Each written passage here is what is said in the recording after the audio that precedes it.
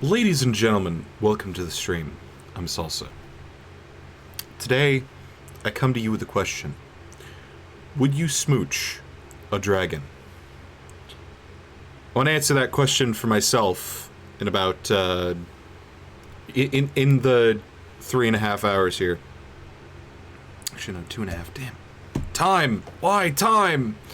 We're going to be playing Angels with Scaly Wings today. And if you're not familiar with Angels with Scaly Wings, it is a visual novel dating sim where pretty much everybody is dragons. God help me. Oh no, they're all hot. So anyway, and I've got it sneaky open in the other tab. So yeah, it's asking me which language. I'm gonna pick English because it's the only one on this list that I understand. Retweet, save, game. Bam. Put it there. Okay, I'm gonna skip the opening cutscene. Long story short, you are an ambassador of humankind to dragonkind. It does not respect the audio levels that I've set at all. I also learned one more thing about this game. It has a persistent save no matter where you go. And I'm like, oh, okay, interesting. So we might play this for like a couple loops. You know how it be.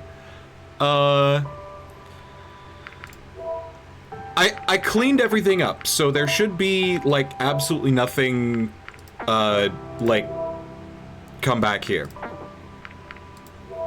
Text, I'm not gonna automatically forward stuff, too much anyway. No loads, no quick saves, no auto saves.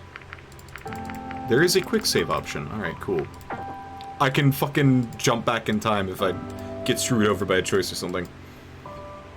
For the most part, I think I'm gonna just, like, roll with the punches. Anyway. Today, start. Wow. Detecting user profile. User profile not found. Please enter your name. That's actually a really good question. What do I want to be known as? Let's say... I'm gonna call myself...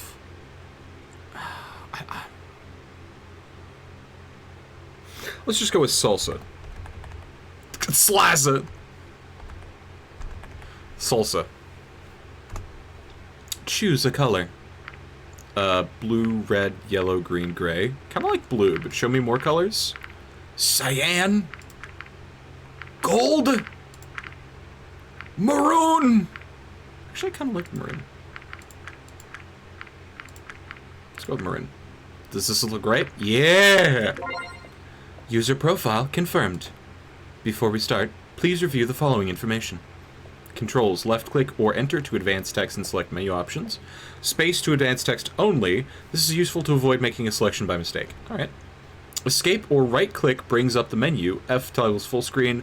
Mouse wheel or page up and page down to review past images and rewind. Menu. I'm gonna save right here. Save slot number 1. Sweet.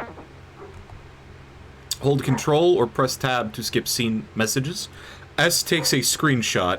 Middle click or H hides the text window. If you wish to view this information again, you can do so from the main menu. That would be all. Alright, standard controls. The year is 20XX. Okay, we're turning the audio down even more. Just a smidge. The year is 20XX. Only recently has humanity discovered a portal that leads into a different world, populated with a race of intelligent, talking dragons. I was one of the few to travel to this world. But maybe I should start at the beginning. It all began when we discovered a strange device in the middle of nowhere during one of our expeditions. A portal. Is that? Okay. I'm gonna turn music down just a smidge more. That looks good. A portal. I guess that's what the portal looks like. We saw that in the opening. I'd heard about similar technology before, though that had been more on an experimental level. From what I knew, other portals had been created in the past and were under consideration for mass application. As for this one in particular, though, we did not know who had built it, nor when, or why we found it in the wilderness where we did. What was exciting to us was the fact that it was functional. After our first tests, we found someone else on the other side. We found there was someone else on the other side who was in possession of a similar portal. And our attempts at communication through letters were successful. But in the end, the machine's extraordinary demand for power meant we needed to act quickly, as we wouldn't be able to keep the portal open much longer. When we made this known to the other side, we received a very unexpected reply. A letter of invitation. After some deliberation, it was decided to accept their hospitality and send a person to the other side. There was an individual who took the job almost immediately.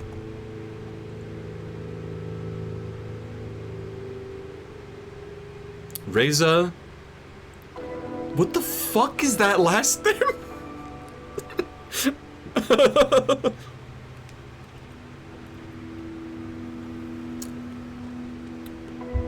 I'm gonna pronounce it Izquierdo. I knew him. Or rather, I had known him. We attended the same school back then, and even had a few classes together. We never really were very close friends, but we talked to each other occasionally, and hung around with the same crowd sometimes. However, we still went our separate ways in the end. Wasn't sure what to think about the whole thing, but he had to have known that what he was doing. He certainly was brave. Either that, or just very, very foolish. Well, I wasn't sure which. His courage was applauded by others. After all, he couldn't possibly have known who or what would await him at the other end of the portal. If he did meet someone there, who knew what kinds of intentions they might have? Not that any speculation on our part would have made a difference. When the day finally came, through he went, with applause echoing across the area, equipped only with the clothes he wore, his multi-tool, a gun, and a device on his wrist that acted as a PDA. You didn't give him like a fucking change of clothes, Jesus Christ. The clothes he wore on his back. Not even like a power bar? Then we waited. The crowd that was applauding him slowly dispersed when the enthusiasm died down, because there was nothing for us to do but wait and speculate. Approximately 8 hours later, we received our first message from him. Well, we'd assumed the portal led to a different country, or maybe on a different continent. The reality turned out to be much more foreign. The situation he described to us was so outlandish that we initially took it as a joke. A very bad joke, maybe, with even worse timing, and no punchline at all. It soon became clear to us, though, that we may have made one of the most important discoveries since the dawn of mankind. Finding the portal had been remarkable in itself, but this took it to a completely different level. From what he described about the place, or more accurately, its inhabitants, we surmised that it could not be part of Earth at all. We called them dragons, because according to Reza, that's what they were, or at least what they resembled most. Even though we found it hard to believe, it had been these dragons who sent us all of the letters, and what Reza found on the other side of the portal was a whole civilization of them. They could talk, write books, had buildings and electricity. In many ways, their society was actually very similar to our own. So who were they? And where was this place? Could they be aliens? Our speculations led us to conclude otherwise. After all, we knew about the existence of thousands of planets, millions of light years away, that may have been theoretically habitable. Yet even then, we'd never found conclusive proof in regards to actual alien life forms. Some people brought up quantum mechanics and parallel universes, but in the end, all of this was just conjecture and an ultimately fruitless endeavor, since we never had the means nor the resources to explore these possibilities in greater detail. Never posted going live in Discord. I thought I did. I posted it to everywhere else. Oh, I posted it to everywhere else. Nope. There we go. Damn it. I must have, like, overwritten the copy-pasted stuff with a, like a post. Late. You know what? You're goddamn right. I said I was gonna be late.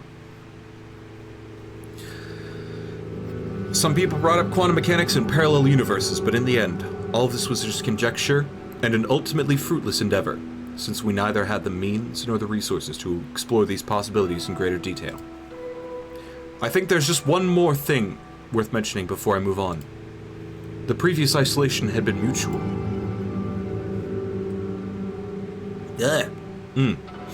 Oh, sorry, I have to mute the mic to make gross noises.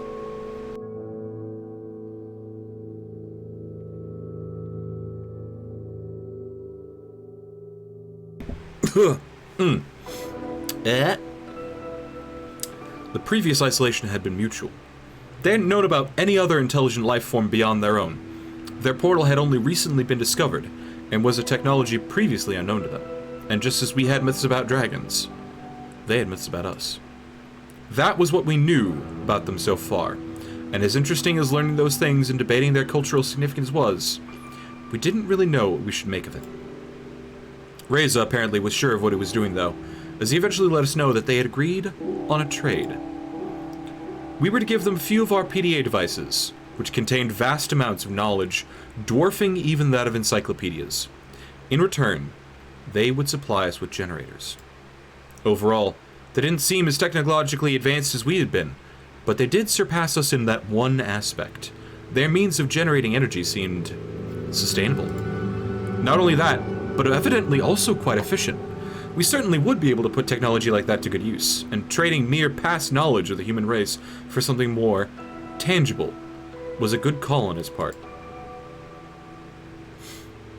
That was where I came in. My prior experience in both biology and sociology made me a good fit to deliver our PDA devices for the trade, and while in the Dragon's world, waiting for the prototypes of our generators to be manufactured by them, I would act as an ambassador on humanity's behalf. What a way to make a first impression by a display of mutual goodwill. Everyone benefits and gets home, everyone goes home happy. All is well. At least, that was the plan. Despite the images that living, talking dragons might conjure up in some people's minds, I didn't even think of bringing a weapon myself, considering that they were reportedly friendly and peaceful enough.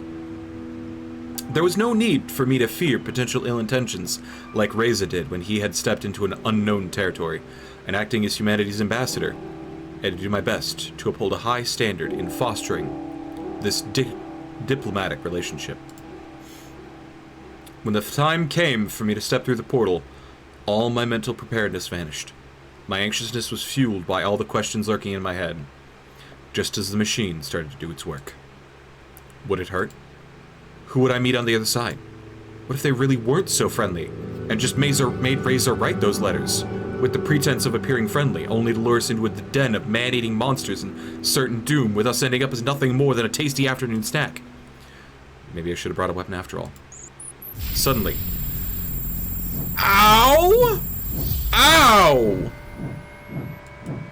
Suddenly, I felt a shiver coursing throughout my whole body, and beyond when I disintegrated, as if every cell, every atom of my body was torn from me and pulled into a different direction.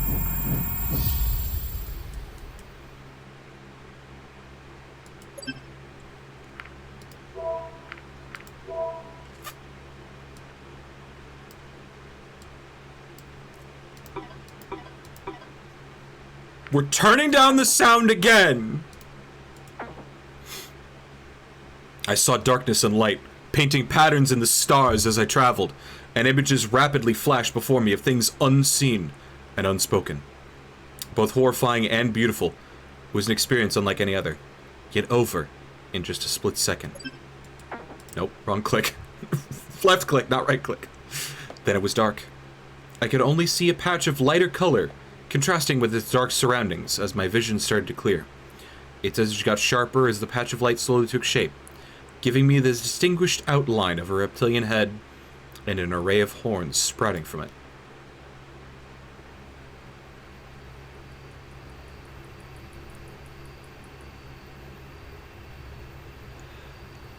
Twaggin!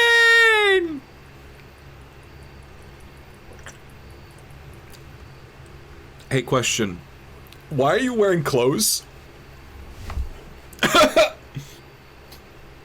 I was promised nudist dragons. I wasn't promised anything, I was only promised dragons. I guess it's delivering. It was a dragon, and as I could now see, a dragon who had not only had a pair of round glasses, but also wore a burgundy tie around its neck. In the name of our people, I bid you welcome. If I may introduce myself, I'm Remy, your guide and ambassador, a representative of our council. The dragon spoke. It was one thing to have heard and read about this, but something else entirely to have one standing in front of me, in flesh and blood, and tongue. But what does that tongue do, though? It was good that all my mental preparedness had disappeared when I was teleported, because nothing could have prepared me for this. Sorry, I imagine you might still feel the effects of the teleportation. Drowsiness or weakness is not unusual, as is fainting and spontaneous emptying of your bowels, bladder, or stomach. How do you feel? Rendered speechless, I had totally forgotten that I was shouldering the burden of representing my people to them as well. So much for being professional, but at least it gave me a good excuse for my blunder. Excuse me. I'm having fluids. I should not be having this much problem talking. I think I'm alright. I'm glad to hear that. Maybe we should go before it gets too dark. Come with me, please. So I followed the dragon, not straying too far from him, as the sun had already departed for the day and the remaining light diminished by the minute. It's getting hard to see where I'm going. Sorry about that, but we had good reason to schedule your arrival like this. We did not want you to be ambushed by a crowd, so we had to keep your exact time and date of arrival secret. Thanks. I suppose an event like this would make me a celebrity of sorts. It would be the same if one of you came to us. That's quite an understatement. Some people here are rather superstitious. They might regard you or any of your kind as divine, I suppose. Really? How so? We do have certain myths that involve humans and such. As such, I suppose the history lesson will have to wait for another time. Here we are. By this point, it had gotten so dark I could barely make out the building before us. I briefly wondered whether they might have streetlights elsewhere, or if they just did not require any, due to possible enhanced eyesight or night vision. I could vaguely see the dragon, his light color still visible within the blackness that engulfed the area, rear up and manipulated the door handle with one of his forepaws.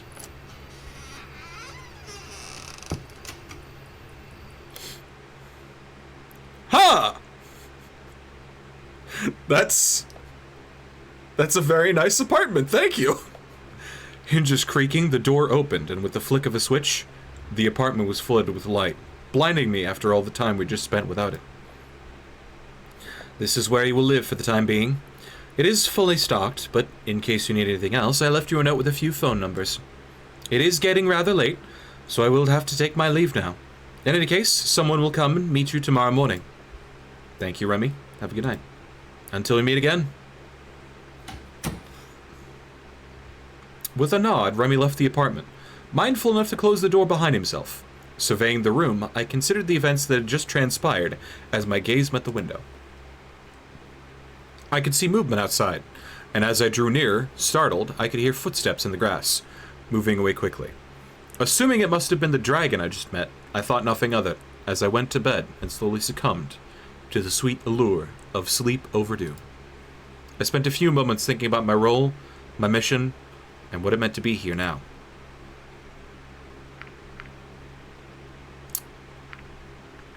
I was eager for the adventure to come. But will the adventure also arrive? So many possibilities and prospects raced through my mind. Truth be told, the thought of being able to meet an entirely new species and civilization excited me, as I was going to be one of the first to truly experience their society. As I was going to be one of the first to truly experience their society with its own little quirks, differences, and similarities, I couldn't help but feel like some sort of modern Vasco da Gama or Marco Polo. Maybe I would even write a book about the whole experience after it's all over. I was sure it would become a hit, all things considered. At any rate, this is going to be fun. Smooch the dragon. Smooch the dragon. Ah! Chapter 1. Inception. Who's that mysterious cloaked figure?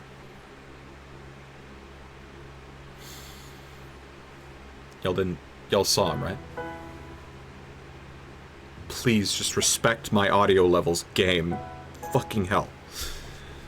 I awoke from uneasy dreams looking at an unfamiliar ceiling. Just for a moment, I wondered where I was before the events of last night all came back to me. After a good stretch, I looked around the room illuminated by the sunlight coming in from the window. Outside in the distance, the portal I had emerged from proudly stood on the peak of a small hill. Getting ready, I noticed something lying on the table. It was the note Remy had left for me in case I needed anything. Along with his home phone and work number, there were also some numbers for delivery of food and other necessities, as well as emergency and even janitorial services. He had certainly thought of everything, even though I now had to wonder what a dragon plumber might look like.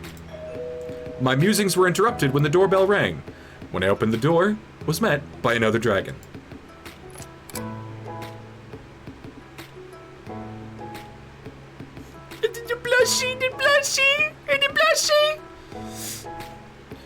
Hello, you must be Salsa. I'm Sebastian, and I'll be your escort, or security, I suppose. Usually I work for the police, though. Nice to meet you. He seemed a lot smaller than Remy, and when he somewhat nervously extended his arm towards me, I noticed he apparently only walked on his hind legs, the two forelimbs instead having distinct arms, hands, and fingers. Shake his hand. Politely. We're not gonna romance him just yet. When I took a hand into mine to shake it gently, I could feel the individual bumps and scales on his rough skin. Nice to meet you too, Sebastian. So, where are you taking me? Straight to business, eh?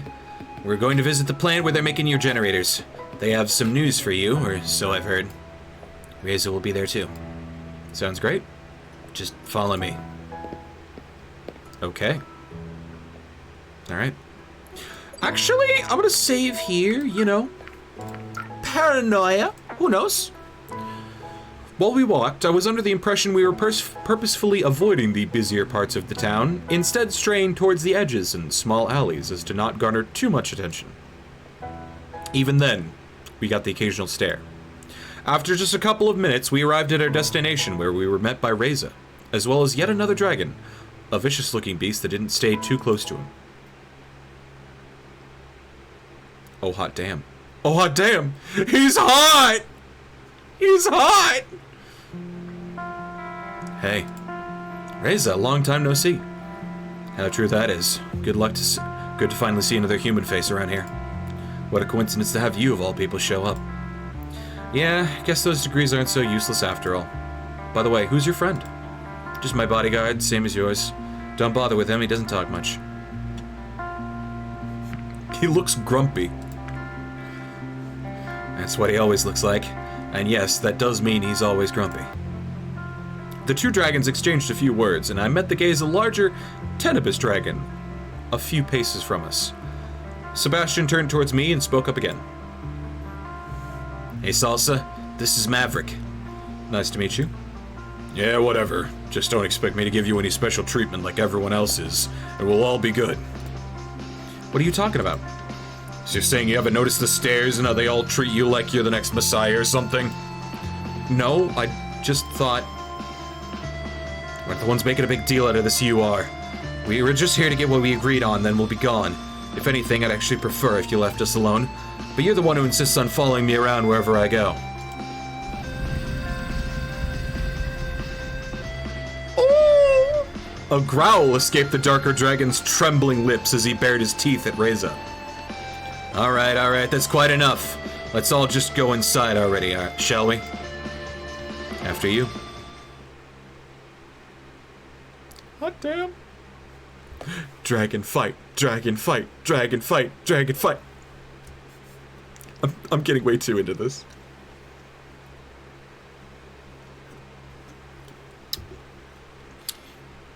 The crisis was quickly averted as we entered the building, which was characterized by its many floors, high ceilings, and long, narrow hallways. As Sebastian led us to our destination. There you are. I was waiting for you. Oh. Oh. Oh! Hello, gorgeous. Wait a minute. I thought we were going to meet the guys from production. What are you doing here? They're only coming in later today, so you just have to make do with me. I see. Well, Salsa, this is Anna. She kindly manages this building, though actually she's more involved with the research wing rather than production and engineering. Nice to meet you. My pleasure. I have something for you, by the way. It'll take them a while to make all of the generators we promised, but we got one for you here. Feel free to send it home and give it a test. That's great, I'll take it. Looks a little small if you ask me. Don't underestimate its power. Oh, and do be careful not to drop it. Sure, I'll be waiting outside while you do your thing, Salsa. Ray's is a coward. He doesn't want to smooch the dragons. I suppose I'll wait for you outside as well. What thing? Oh, have you brought the PDA? Of course, here you go. Alright, now to give this thing a test run. PDA lit up as her hands swiftly move around its interface in calculated motions. By the way, would you let me consider letting me run some tests on you as well? It would only take a drop of your blood. What? Why? I work in biology, so obviously this kind of thing would be very interesting to us. I'd share the results with you, of course. Sure, why not? Honestly, the fact that, like... Can I just say, this game is getting first contact all kinds of wrong. Why do I keep having to fucking set the audio down? Consider, is that dragon a fae? No. Because it's a dragon.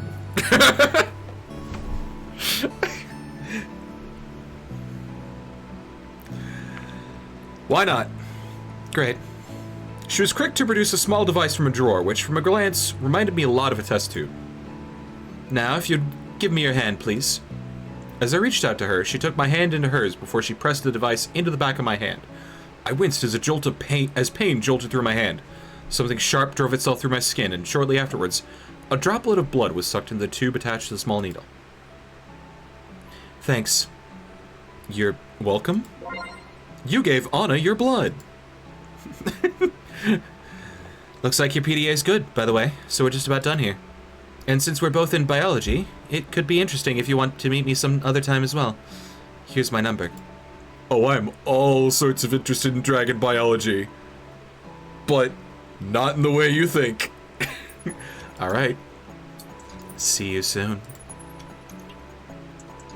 Well, that was interesting. Did she ask for your blood too? Yeah? Did you give it to her? I want to answer honestly here, yeah. It's your choice. We got no idea what they might do with it, though. I'm getting hungry. How about breakfast? I'm all for it. Can't stand early mornings like this. That shouldn't be a problem. There's a cafe not far from here. What do you say, Mavers? Wouldn't mind grab a bite myself. That settles it then.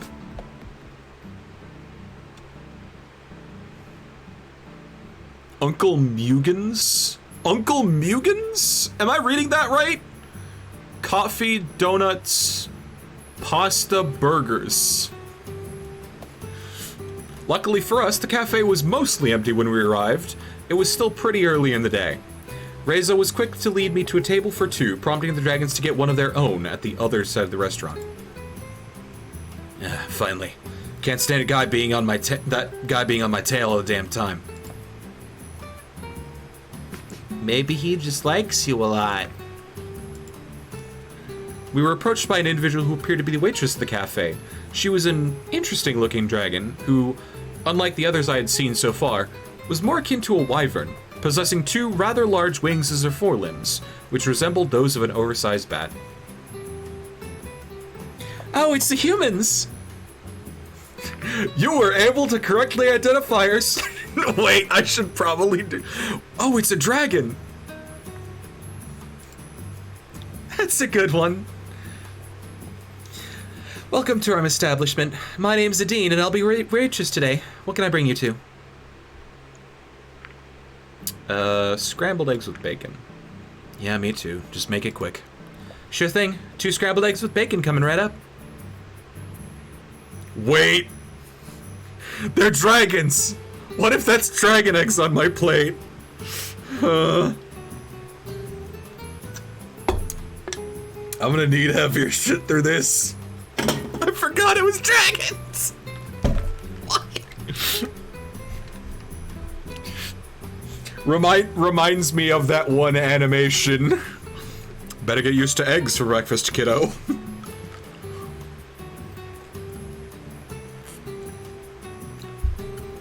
Goodness, you're thirsty. Yeah!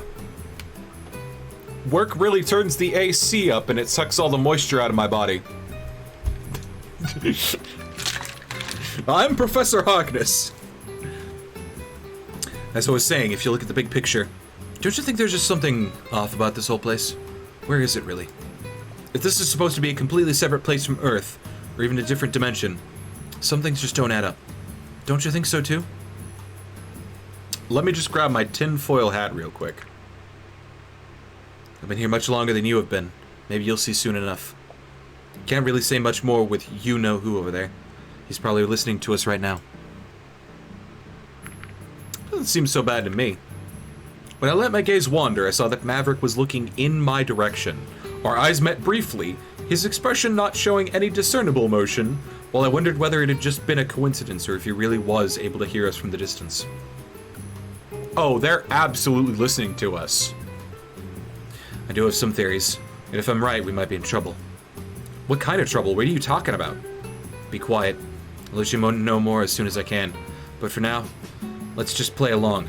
After all, we already have one of these babies. He patted the generator's box, for emphasis. God knows we need them. Oh, there she comes. The female returned, astounding me with her ability to balance dishes on the edge of her wings. She placed her forelimb on the table and proceeded to move the dishes from her wing to us with a gentle push of her snout. Talented! I love a talented girl. There you go, enjoy. Thanks. You're welcome. Just politeness. Was wondering what kind of breakfast could be had in a place like this, but I was pleasantly surprised to find it was quite as I was used to. The only real difference was that they apparently didn't use cutlery. When the waitress brought out meals to the 2 dragons across the cafe and exchanged a few words with them, Reza leaned forward and whispered something to me. I'll send you a letter with a coded message later. You know what to do. Reza rose from his seat before he made it known to me that he still had a few things to do, and left the restaurant, followed shortly after by the larger of the 2 dragons. Dude, stiff me on the bill! He didn't even eat the food, and he's stiffing me on the bill! Fuck Reza!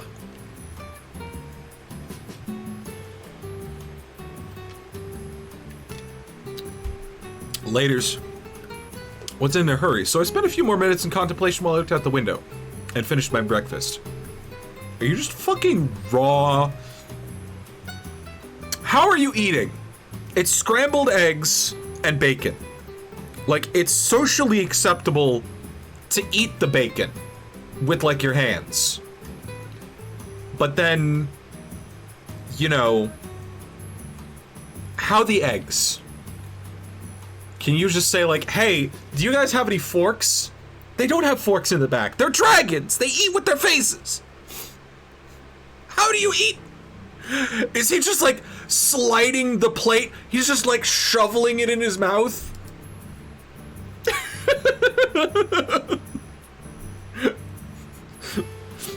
Game, you had breakfast. Me. With what utensils you told me we didn't have? It's a business expense. Put it on the credit card. We're in a dragon world. Do they have credit card machines? Are they working on the new chip system, or do they still have just the swipe? Would my bank even let it go through? Yeah, we didn't detect... We pinged this as fraud because it came from an alternate dimension. Not that this whole situation was already bizarre enough. There was now the vague sense of danger conveyed by Ray's earlier words. I did not even have an idea what kind of threat might be lurking out there. Big dragon. But, like, horny. Size difference is a thing, man. Eventually I got up, ready to be on my way for whatever else the day might bring. You done? Sure am. How'd you like it? It was alright. Glad you enjoyed it. Just wait outside and I'll handle the rest here. Ah, okay, so we're on the police's dime. Good. Sure thing. I stepped outside, taking in the scenery of this strangely familiar world. In the short time I was here, I had always found the similarities between their world and our own utterly fascinating. After all, we were talking about an unmapped place with a never-before-seen form of life. As far as discoveries were concerned, even something as simple as a new unicellular organism or even bacteria would have been remarkable.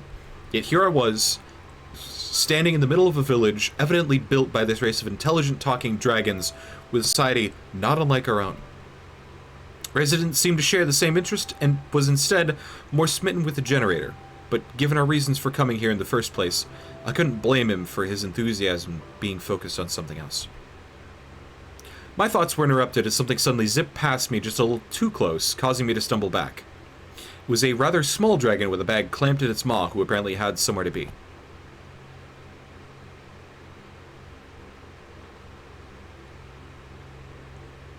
I regained my footing and watched as it disappeared into the distance. Even though I'd seen enough dragons to recognize their variations in size, color, and other attributes, I guess this one must have been a juvenile of his species. Shortly afterwards, Sebastian joined me outside, having taken care of the tab. Gave her a generous tip on your behalf. Hope you don't mind. How nice of you. In any case, now that you've given us the PDA and Reza has a generator, you're free for today. So you could go anywhere. So if you want to go anywhere in particular, let me know, or I could show you around town. Was tempted to be given a tour, but considering Reza's words, I wanted to be careful and not stray too far without knowing more about this world first. I think I'll stay home for today. I still have to get used to everything, you know. I'll just accompany you back then. There we are. Home sweet home. For now, at least. Well, if you need anything, I'll be outside until my shift ends. Otherwise, I'll see you tomorrow. Thanks. See you tomorrow. See ya. Hadn't really looked at the apartment much, so I spent the rest of the day investigating it and relaxing. I considered checking out some of the phone numbers Remy had left me, but I thought it was better to keep a low profile for now. I found the kitchen fully stocked with plenty of groceries, though the variety was wasted on me. I hadn't been a particularly great cook in the first place, but what was more, I didn't even recognize some of the things I found there. Whether they were edibles that we had back home that I just didn't know about, or something completely alien, I wasn't sure, but I didn't want to take the risk of eating anything I didn't know. After all, it was possible that some of the comestibles might be fine for them to eat, but still be poisonous to us. I was also glad to find a shelf that was filled to the brim with a variety of books. While I found the subject matter of man, myth, or reality to be quite intriguing, I had to give up after just a few pages due to an exceptionally dry writing style, which I wasn't inclined to enjoy at the moment. In the end, I settled for an adventure novel about a dragon archaeologist who stumbles upon the remains of a long-lost human civilization, after which she's hunted by an evil organization who wants to use the found magical artifacts for its own nefarious purposes. While entertaining, I had to admit that it reminded me a little too much of the trashy novels we had at home. I certainly found it amusing that certain tropes were already not really unique to us as a species, though I wondered whether this kind of literature had fallen into disfavor here, as it had back where I came from. I was reading a particularly inciting scene in which the hero Sheridan uses one of the magical artifacts shaped like a pair of human hands, holding a scepter with a globe at the top, to prevent herself from being crushed and ground into a bloody pulp by an ancient human temple's moving walls, when suddenly, I heard the doorbell ring. Who is it? Shift change? Oh. Hi? Shit, I'm running out of voices quick. Hello there, would you please sign here? I'm not signing my rights with this, am I? I've got a letter for you that requires signature confirmation. I see. Looking over the clipboard the small dragon was holding up to me, I saw that the sender of the letter in question was Reza. There you go. Lauren, by the way, would you mind if I ask you a few questions? What's this about? I'm just making small talk. Wait a minute. I recognize you. You tried to do the same thing with Reza. Maybe I should report you to your superiors for your inappropriate behavior toward your clients. But it's important. Please, just let me talk to Salsa for a few minutes. You know how it is. If you want an interview with one of the humans, you'll have to get permission from the proper authorities. Help me out here, Salsa. As an ambassador, you care about the accurate portrayal of humans in the media, don't you? Then you should talk to me. Otherwise, someone else will fill in the blanks, and who knows what they'll come up with. Let me show you some.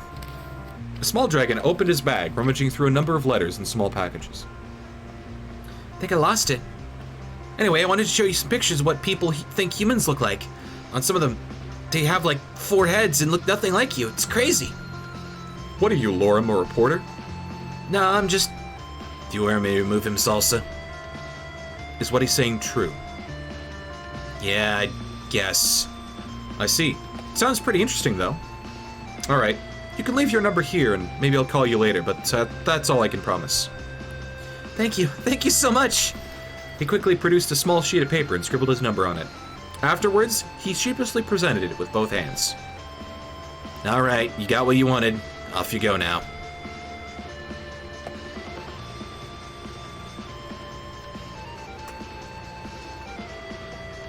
Look, I'm not saying I would do absolutely amazing in this world, but I've already got 2 people's phone numbers. 3? I think 3.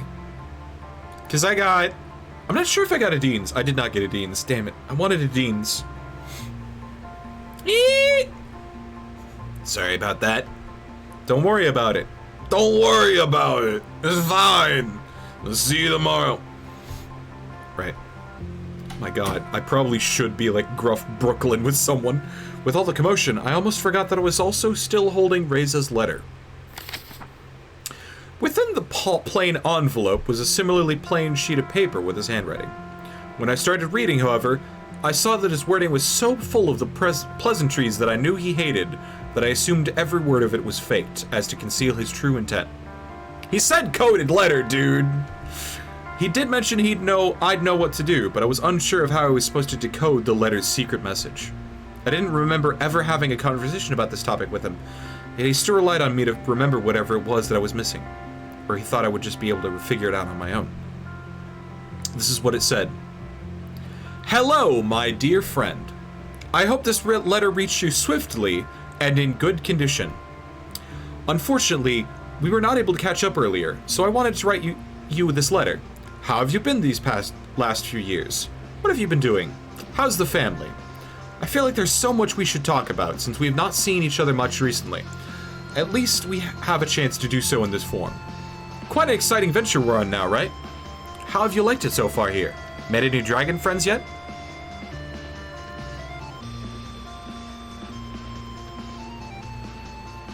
Hiuihwa.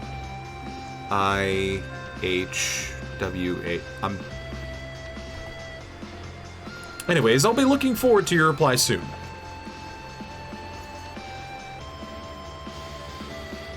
I have no idea how to fucking decode this.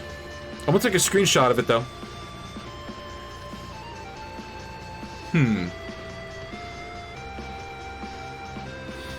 Hope this letter reaches you swiftly and in good condition.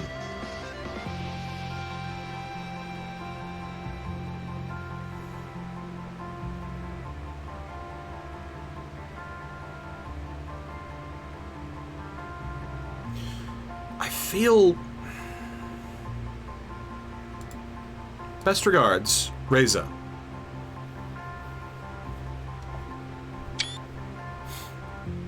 I feel like I should be able to decode this. Oh.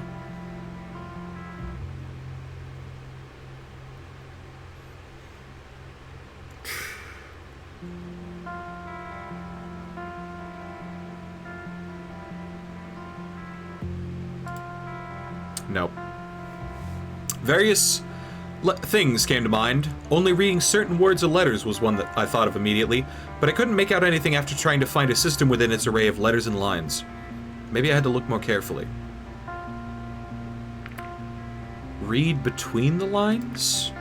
Lines, of course. Maybe I was supposed to read between them? I didn't have an implement on me with which I would have been able to read fine print, though with this handwritten letter, I doubted Reza could have done anything of the sort. Look elsewhere. Maybe you referred to the fact that we were both given an apartment. Considering the things they provided for us, maybe I just had to find the right object to decode message. There were many everyday items here, though, and of course I still had no idea what in particular I was looking for.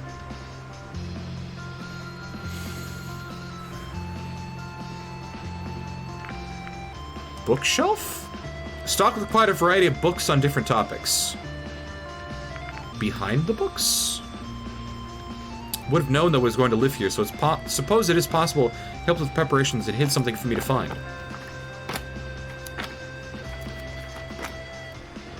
Even after removing every single book from the shelf, there's still no indicator of anything that would help me decode his secret message. Bookshelf. Even if Reza did leave a hint, this could have been anywhere in the apartment, and not just on this bookshelf. Any individual book? Shelf is full of them, but I suppose the hint could be hidden inside one of them.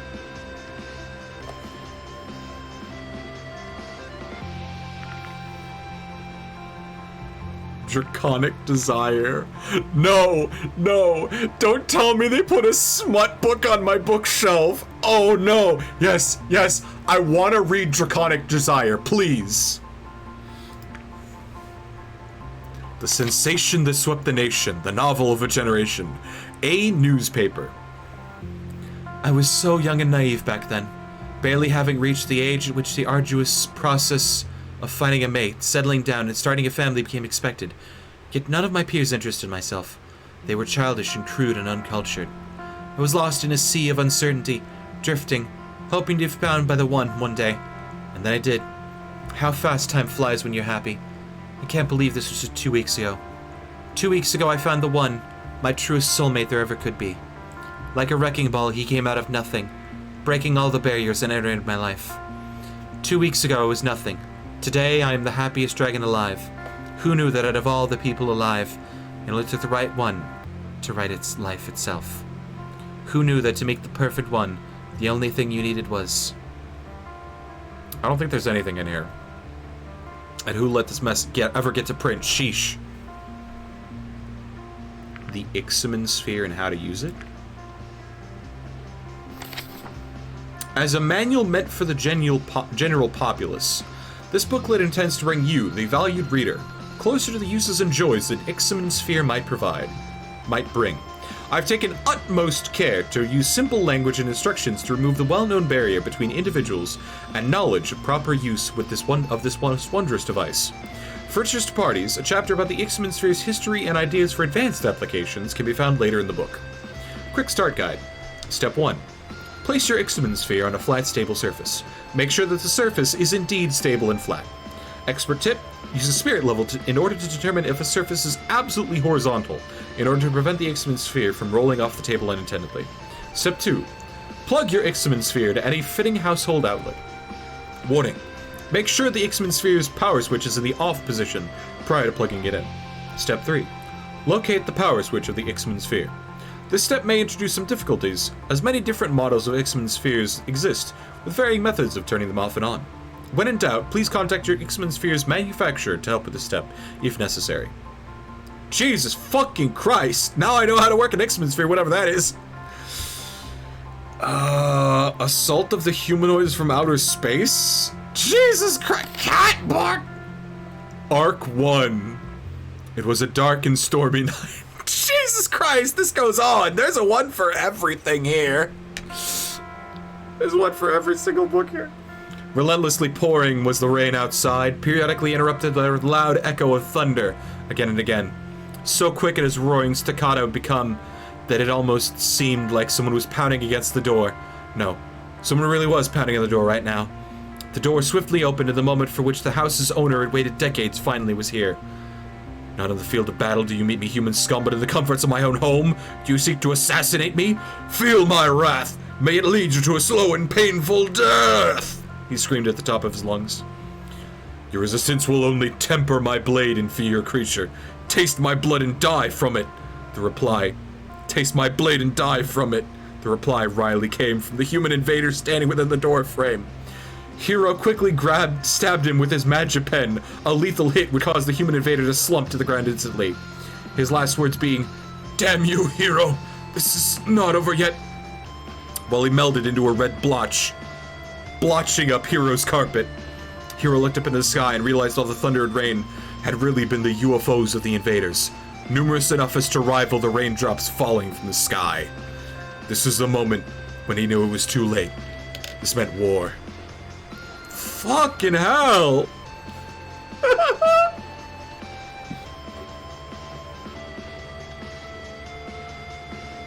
Wow, that book sucked. Maybe it's in the kitchen.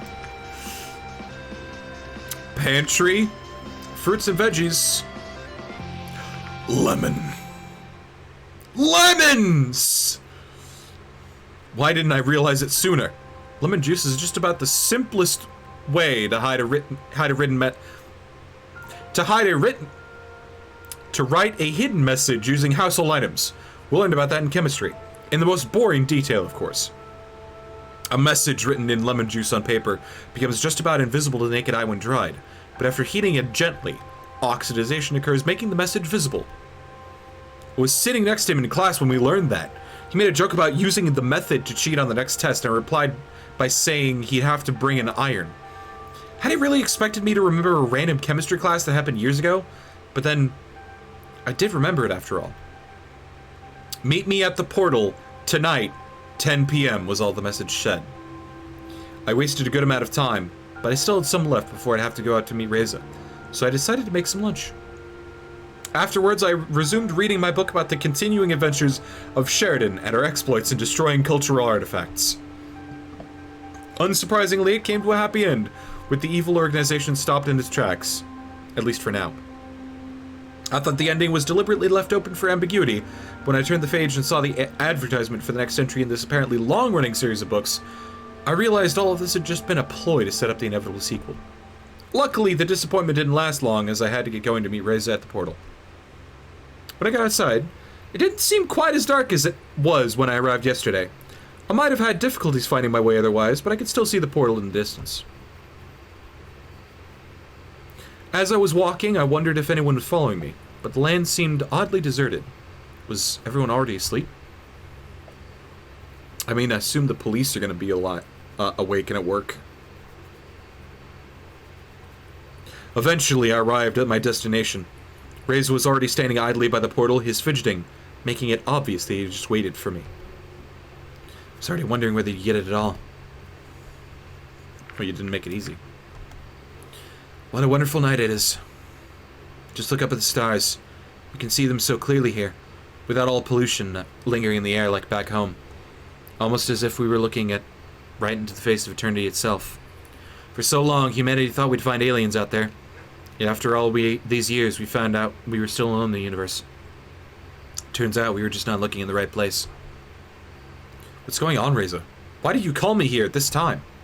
For one, because we're sending the generator home. Right.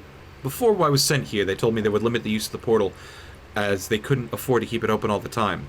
In order to keep contact with us and to enable us to send things over to them, the portal will be open for just a quarter of an hour each day. 15 minutes over 24 hours? Jesus Christ. Sending something back home wasn't really problematic for us, since the high energy expenditure associated with sending bigger objects only affected the sender, not the receiver.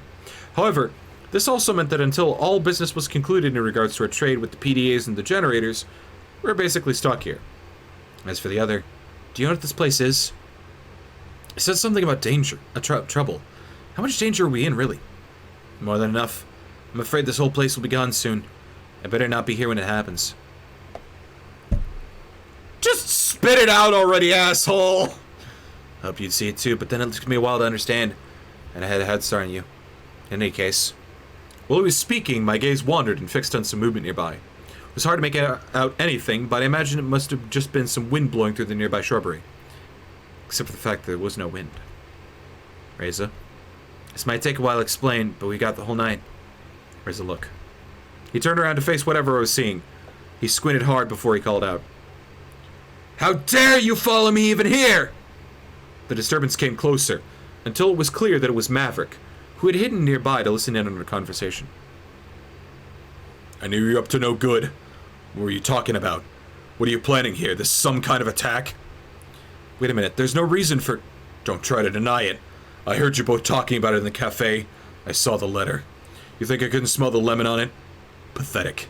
You have to come with me to the police station now. Both of you. Come on, I think you're overreacting. We'll come with you. Fucking what? Reza, what are you doing? Come on, Salsa, let's get out of here. In the dragon's side, I could see the wound where the bullet had penetrated his hide. A trickle of blood staining his dark scales in the earth underneath. Reza used the opportunity to run off in some direction. Wasn't sure which. I frantically scanned my surroundings looking for Reza. They had already vanished into the darkness. What was I supposed to do? Run away as well? Help Maverick? I was just a diplomat, and I had no idea what was happening.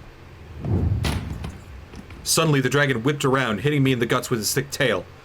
I was lifted off the ground briefly before I felt the impact of my body hitting the ground hard enough that my vision blurred almost immediately. A deafening roar battered my ears. Was this his cry for help? I could barely move, but I already found it better not to try, as to not startle the wounded dragon more than he already was. It certainly would have ended badly for me if he tried anything. I heard him take a few unsure steps before he lay on the ground, panting. I'm still watching you, you know. You better not move for your own good. If I have to get up again and come after you in this condition, I can promise you I won't be nice. It took a few minutes of listening to his labored breathing before someone arrived. It was two dragons. The first I recognized as Sebastian. The other one I didn't know. I heard Sebastian and Maverick exchange a few words when the stocky fellow approached me.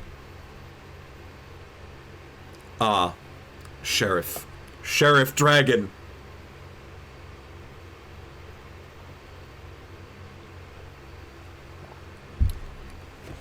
Oh, scarred Sheriff Dragon! Hey kid, you alright?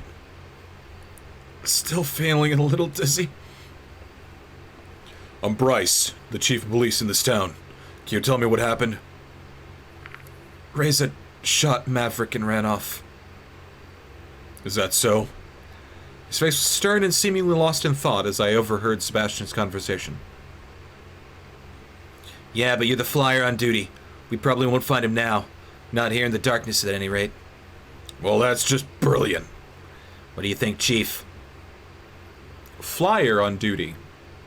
As in, the flying dragon currently on duty. Nice! Salsa, can you walk? Yeah, I think so. Alright, Sebastian. Take Salsa to the apartment. Get us some help here from Maverick, and then we'll look for Reza. Right on. Come on, Salsa, I'll help you up. I was still shaken up by the events that I had just witnessed when I arrived at my apartment. Not knowing anything better to do, I soon fell into a deep slumber.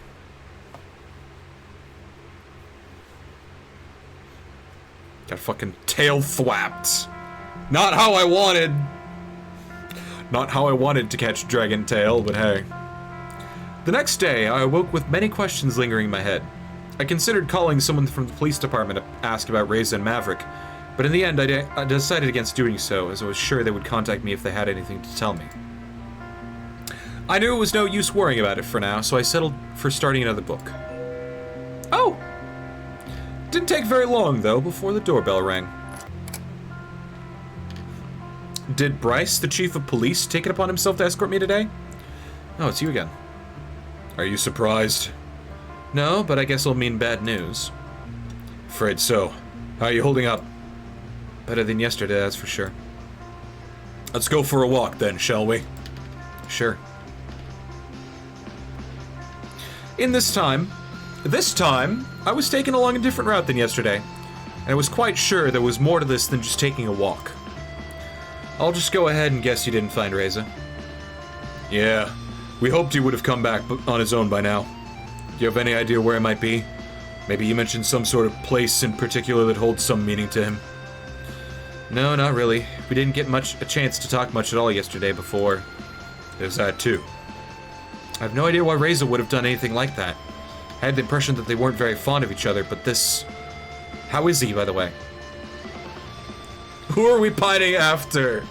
The plot at this point, because, I mean, I'm still on my first playthrough, and at this point, we're just getting escorted by Bryce after Bryce or nothing.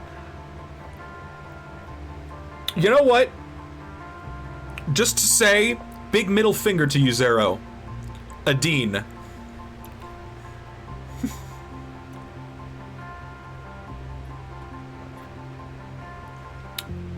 I know there's body pillows of the characters for this game, and I know Adine is one of them, but I'm not sure about the rest of the cast.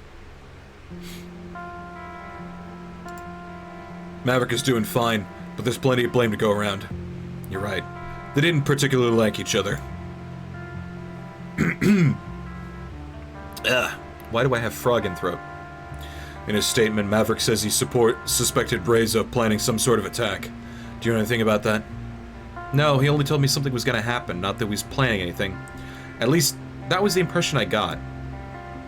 He's suspecting you too, by the way. That you both planned this all from the beginning. No, that wouldn't make sense. Actually, none of this is making any sense. Why would you go through all the lengths of our agreement only to jeopardize it by doing something like this? You even already have our PDAs and we don't have much to show for it yet. If we had any nefarious plans, this would have been a very good idea. You have a good point. I believe you. But from our side, we only have Maverick's word on the whole matter. After all, he was the one who spent the most time with Reza since he arrived. But then, even then, he didn't really have any question to follow you yesterday, and his behavior was completely out of line. I'm just glad you came out fine. If he wasn't on mandatory sick leave, he would be suspended right now. We'll have to wait until this whole thing is over before we decide what to do with him. I can assure you this won't be taken lightly.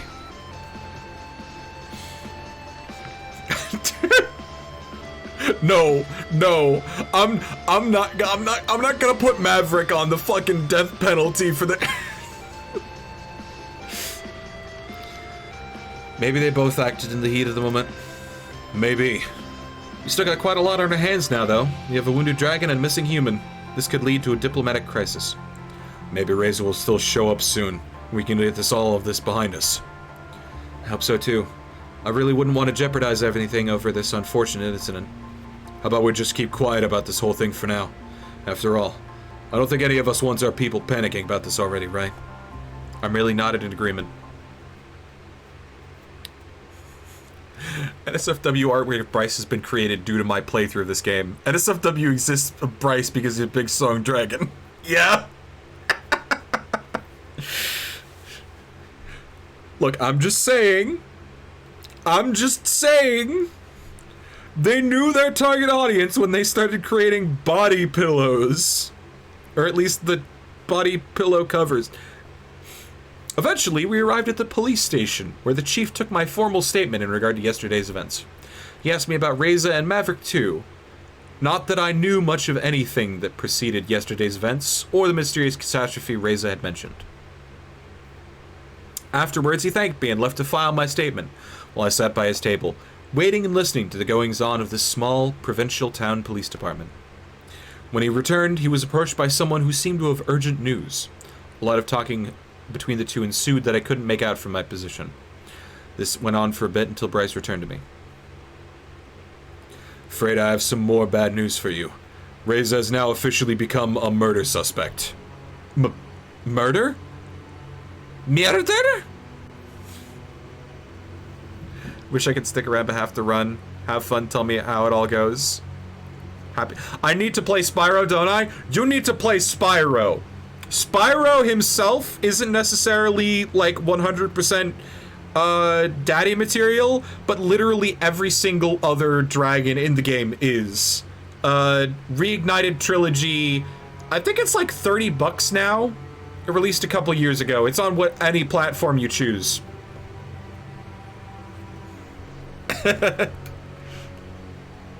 Reignited Trilogy, also very good. We're headed to the crime scene and hope you'd come with us. Me? A crime scene? I don't really know much about forensics. Oh. No. It's just that you're the only ring to Reza we have. Consider what he said. Consider what he said would happen to us. It's in all of our interest that we find him as soon as possible, and if he has anything to do with it, you might be able to help us find him. Your cooperation would certainly be appreciated. It would be a nice gesture to show us that you're trustworthy in the eyes of those who might think otherwise after what happened yesterday. Will you help us? Yes. I suppose I really don't have much choice here, but you're right. We gotta go find Reza. If that's what it takes, then I'll do it. Very well. Let's go then. So, do we know how many bullets Reza brought? Because he's already wasted one. And I'm assuming this is gonna be another. Yeah. On our way to the crime scene... Also, I should probably mention, we're about to see a crime scene. Those of you with weak constitution, feel free to tab out. I'm not gonna make any gruesome descriptions unless the game really makes me. There might be some... I don't blame you if you have me in a separate tab and just audio only. On our way to the crime scene, he tried to prepare me for what would come.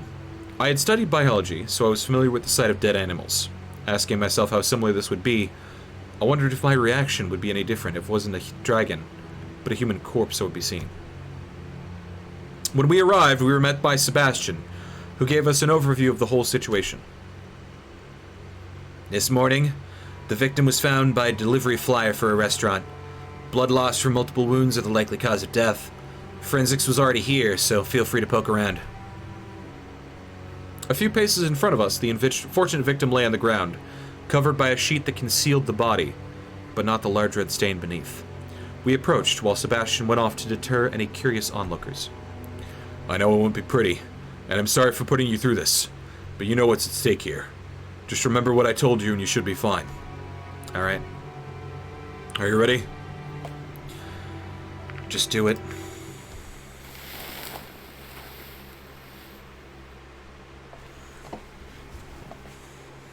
Alright, so we got some strawberry jam. They were eating some strawberry jam. What the hell? What do you think? Well, he's definitely dead. Yeah, rest in peace. Let's just say this will be your test, and tell me what you can deduce from what you see. Give it your best shot. Investigation, start! 2 wings, 2 legs, just like the waitress in the cafe. About as big as a human lengthwise, if not slightly taller. The wingspan would certainly look impressive at that size. Woo! I did not... I wanted to scroll up, not go back. God damn it.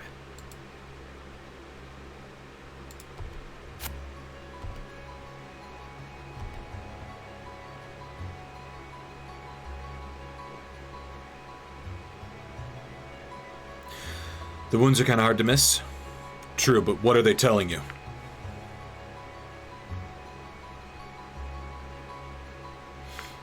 Inflicted with a sharp implement. They're clean cuts, like from a knife or another sharp instrument. That's true, but what does this matter? Dragons don't use knives. Actually, we do. Mostly by those who have the proper hands to use them, but still.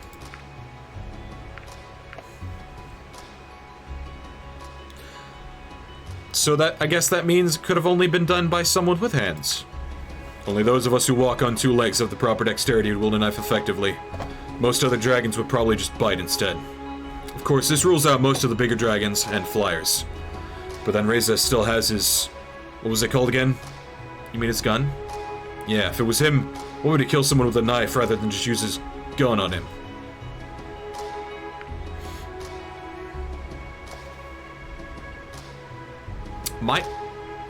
He lost his gun? I don't think he lost his gun. He kept that thing in a pretty tight grip.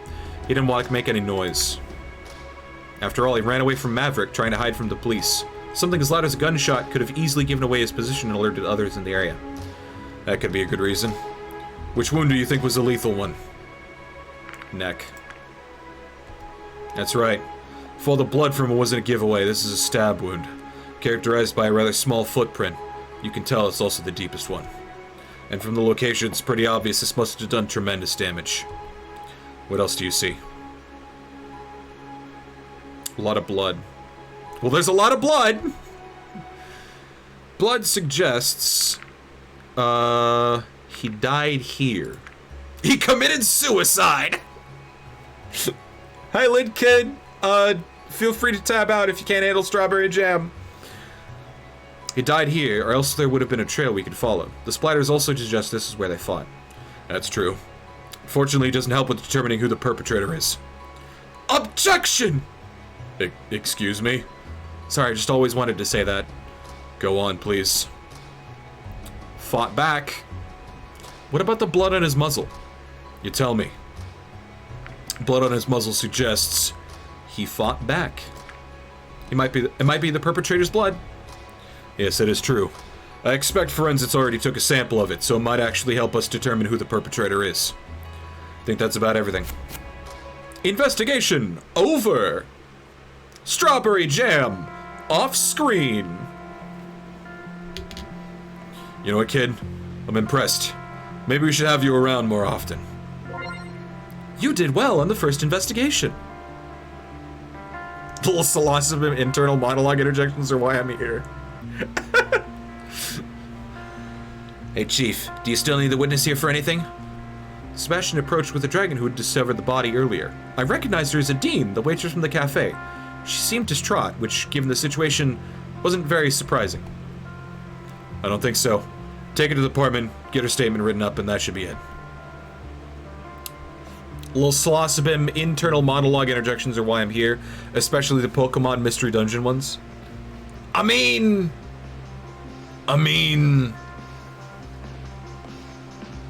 Pokemon? Sure thing. Alright, miss, we're gonna have to take you to the department. Of course.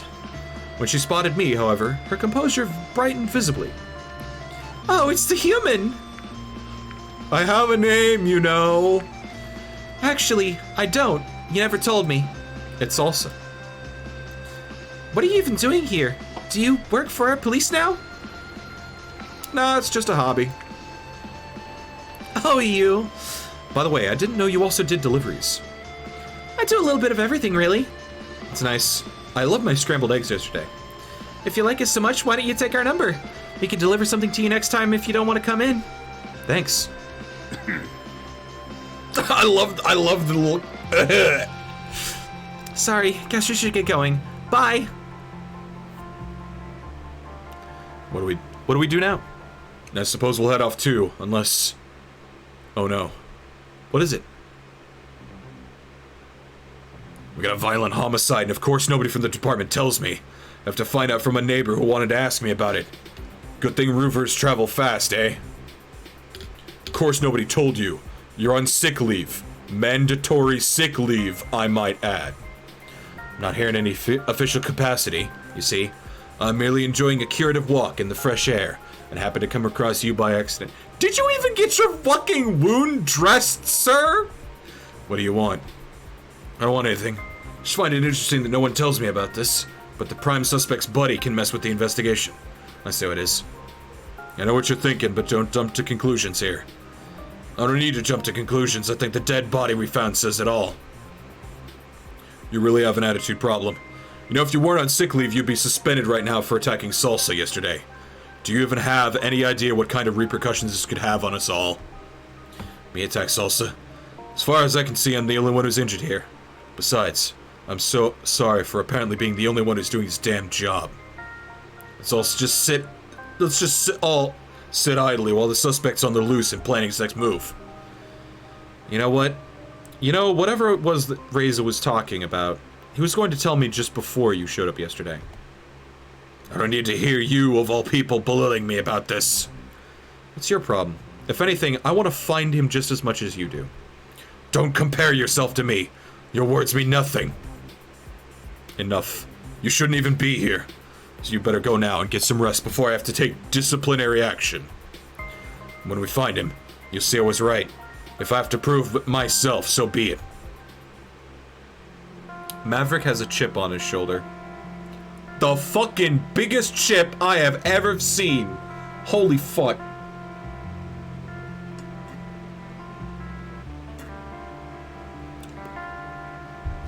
Can he even just do his own investigation like that? As long as he didn't interfere with us, we really can't really stop him from doing things in his own free time. I see. I suspect he wanted to hear the standards of performing an unbiased investigation, though. He's already made up his mind. It's clear to me he won't be looking for facts, just for evidence supporting his own view in order to prove it to us or himself. Who knows? He's always been like that. Always something to prove. We'll have to be careful. He'll be looking for Reza soon enough.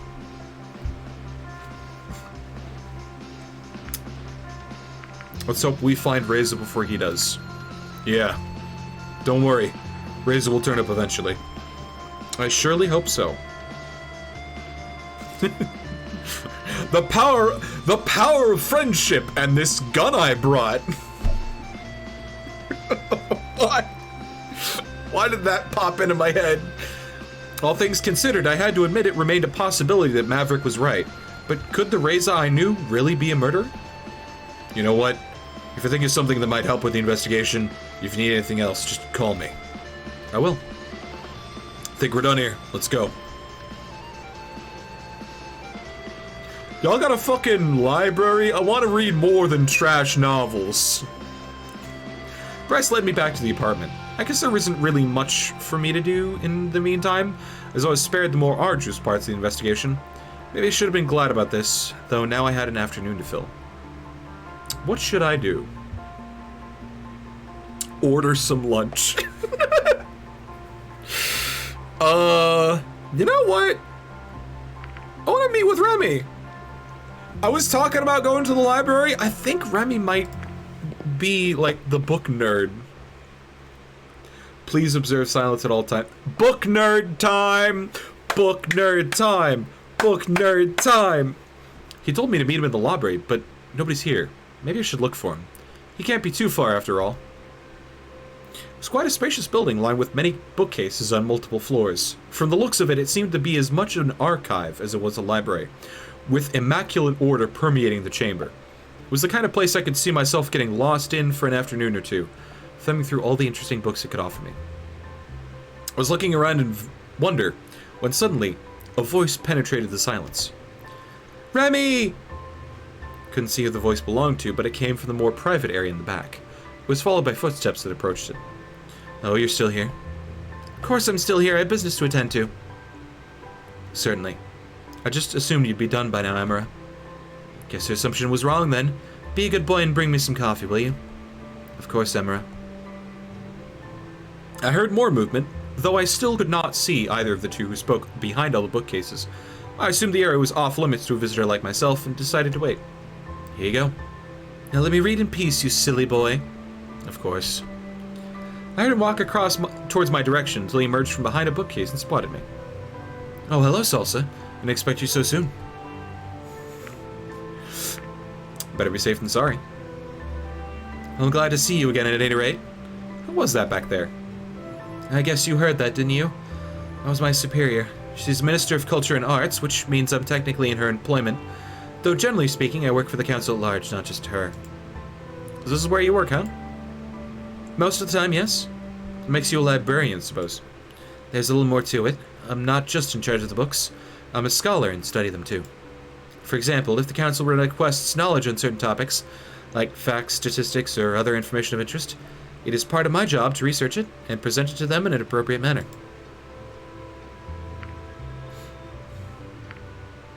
It sounds like just the kind of thing I'd like to do.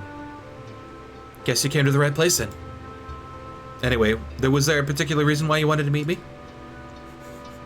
You're just too damn cute, that's why. I was actually... This is the romance option.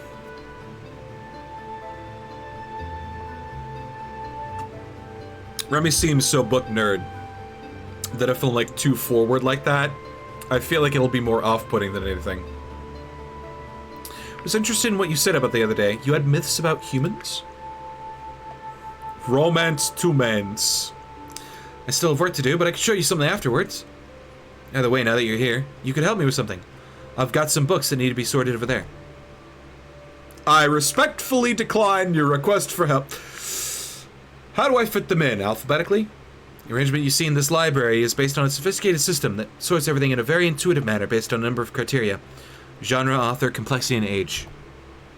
As you can probably tell, we have a lot of specimens, so just sorting them by alphabet would be far from suff and efficient. That sounds complicated. It's not that hard, I'll show you. Wait a minute. Wait a minute. Y'all got the fucking Dewey Decimal System? Basically, these 8 books you see over there were all part of a section that was moved, so they have to be sorted into their new area. Problem is, the labels are so old that they've started to fade away, which makes sorting them a little harder. They will get new labels soon, but until then, we'll just have to make do with what we have here. All of them are by Hazik Akil, a writer on the subject of history, and a very prolific one, I might add. You'll find the shelf they belong to over there.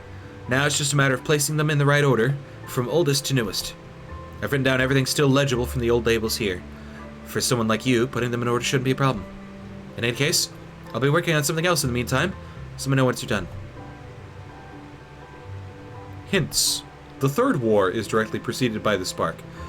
No! I have to do history! I have to do dragon history! They smooched to the end. The First War is directly preceded by the Inception. The Invention is not the 3rd, 7th, or last book.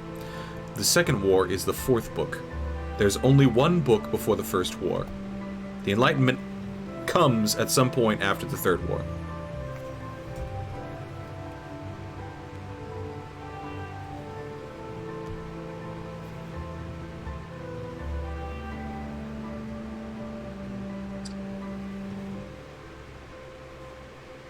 I'm just taking a picture of all of those hints.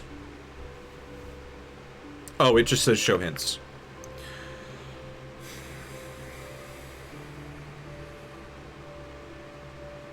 The First War is directly preceded by the Inception. Something in me wants to say that that's the first one.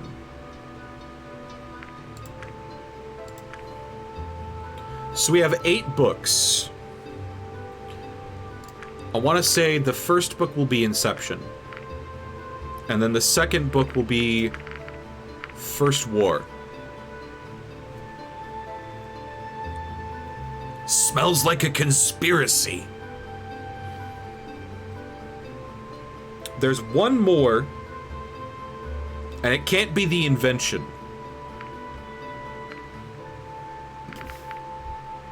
Because the Invention is not the 3rd book.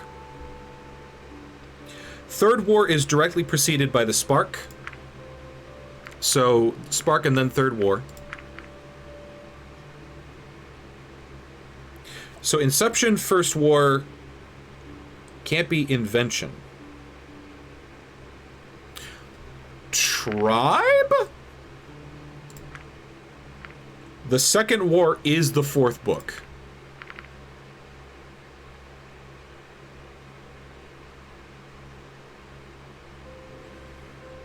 The Third War is directly preceded by the Spark.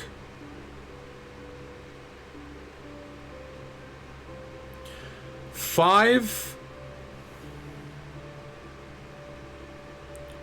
Invention is not the 3rd, 7th, or last book.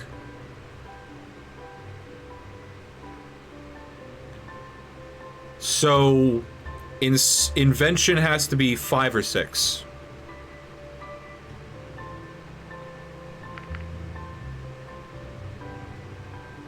I want to say it then would be Invention, Spark, Third War, Enlightenment. This is me, like, running through the logic. I've followed all of the hints.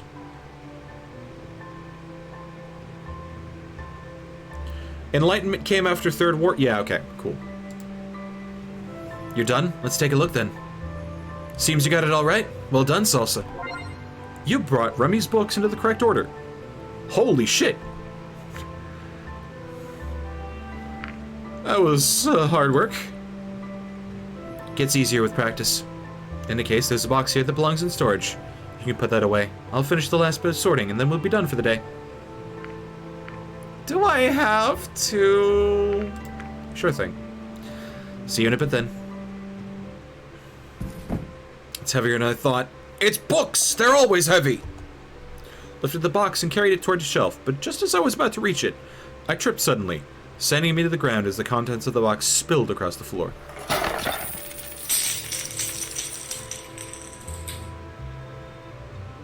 That sounded like everything except books falling onto everything except carpet. Which, actually no, it's all tile in here, never mind. Ouch! I scrambled to gather the various items as the voice of the dragon called out to me. Is everything alright? Before I could answer, Remy came around a corner, his face bearing a look of disapproval. He stooped over and helped me pick up the small, spilled objects. Yeah, I'm fine. I was mainly asking about the priceless artifacts you just dropped. Oh!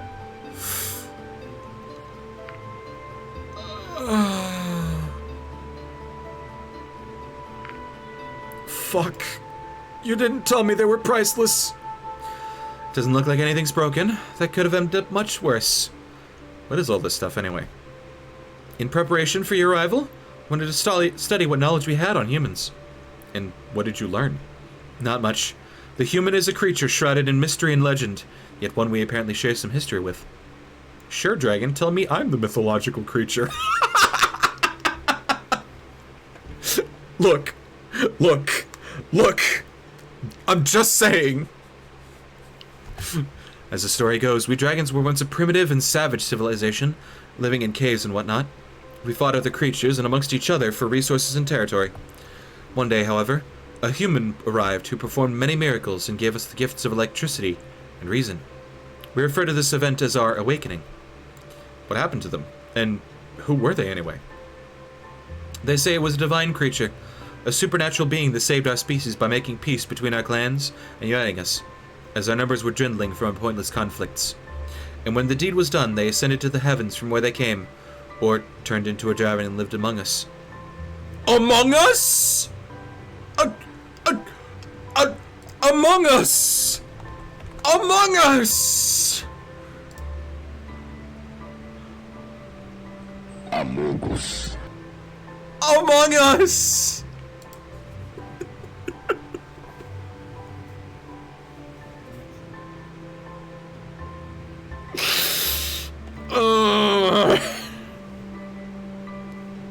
I hate this. I hate being permanently online. Ruling with kindness and wisdom until their eventual passing, depending on who you ask. What do you make of this story? As unlikely as it sounds, there is evidence for sudden, unprecedented technological advancement in our timeline. We have artifacts from that time that couldn't have been built with the knowledge we had back then. Just wait until this reference is lost. Shit! Oh! Oh, I took 1d6 psychic damage just reading the word loss. Oh. I'm starting to think you already have a theory. Indeed, I take it you are familiar with the way the portals through which you traveled here actually work? Not very. It's simple, really. There are spontaneous wormholes that pop into existence now and then, but their highly unstable nature means that they instantly collapse in on themselves. The machinery of the portal merely stabilizes the wormhole, so we may utilize it. We are actually just taking advantage of a naturally occurring phenomenon.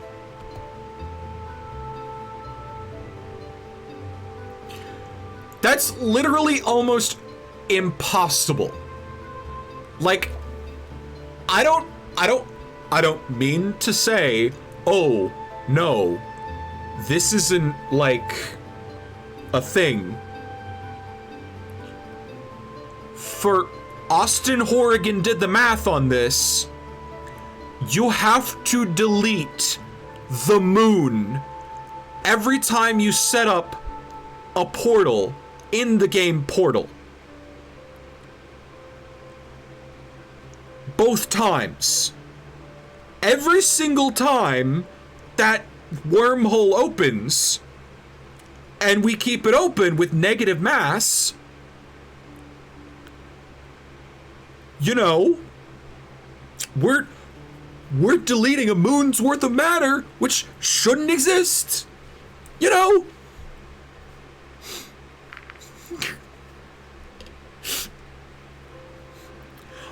I'm just gonna refer to the portal as MacGuffin.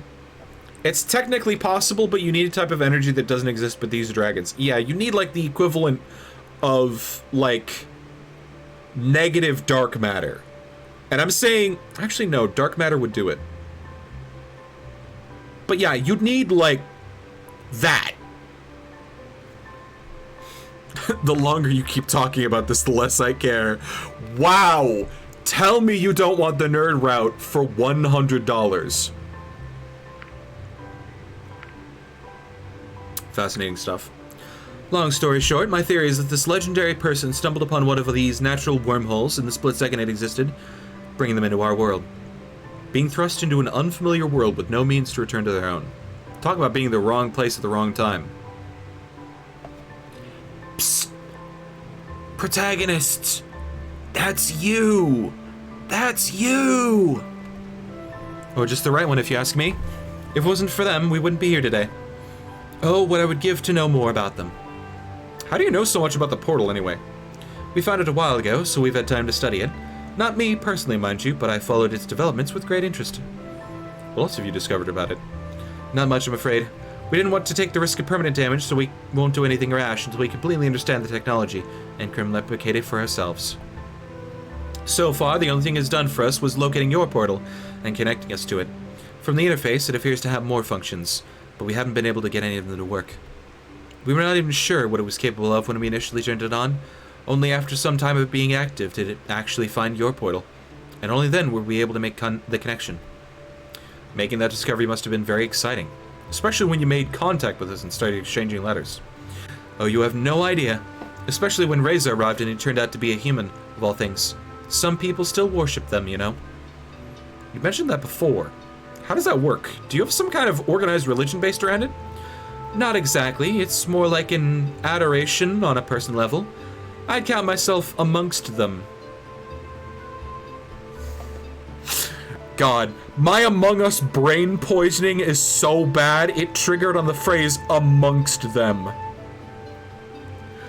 Amongst them, if it wasn't for the fact that I consider myself to have a more reasonable approach to it than others. Look, you can just say you want to smooch me, I'll smooch you. For example, there are those that believe that there is much more to your sudden appearance than there really is. I think they expect some sort of miracle from you, similar to what was ascribed to humans in the past. Well, I can tell you there's nothing supernatural about me. Maybe you should worship me. Give smooch. That's what I expected.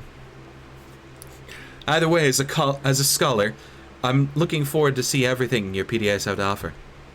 I could show you sometime. I see. Well, don't worry about explaining them to me. I'm sure you have much more important things to do while you're here. It is just a question of time until one of them ends up with me anyway. Actually, the PDAs are one of the reasons I volunteered to come here. What do you mean? I know them pretty well. Enough to explain how they work, at least. Of course, that's far from the only reason. I just thought I'd be the kind of person who'd meet all the requirements, and it turned out I was. I see. It was nice of you to volunteer when you must have known there would be considerable risk in coming here. You volunteered as well when you came to meet me, didn't you? I wouldn't think this kind of thing would fall under your jurisdiction regularly. That is true, but by this point, my interest in these matters shouldn't surprise you. Hey, nerd boy, want a biology lesson? I was more surprised that I arrived under cover of darkness to meet an ambassador, though I haven't seen much of you since. Initially, they wanted to have an official reception headed by myself, but in the end, they changed their minds due to security concerns, as I told you back then. I suppose that's why I'm escorted by the police all the time. Yeah, that was supposed to be my job too, until someone from the police department objected and advocated for more security. Better be safe than sorry, I suppose. Can I blame Maverick for this too? I'm betting this is Maverick. We're betting this on Maverick. Maverick, fuck you. I could have been taken around town by Nerd Boy. I could have treated Nerd Boy to coffee at the cafe. Actually, I really couldn't have. They probably wouldn't take my credit card. I could have been treated to coffee at the cafe by Nerd Boy. Come on! Let me guess, that someone was Maverick. How'd you know that? Me! Oh, it was that asshole. Game. Oh, it was that asshole. Game. Yeah, it was that asshole. Just a hunch. At least I still got to meet you. Were you nervous when you did? Only the brave or the foolish wouldn't be. I consider myself neither. I think you were pretty brave. Nah, it was just scientific curiosity. You know what they say about curiosity in cats? Wait, do you guys know about cats? I'm afraid I don't. Oh, they don't know about cats. They don't know what cats are. Ah!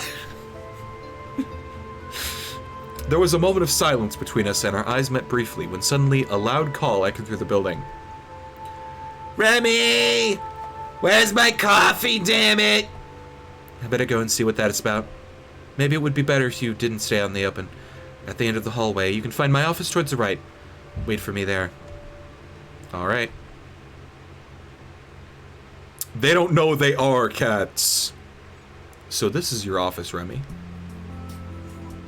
Drink his coffee!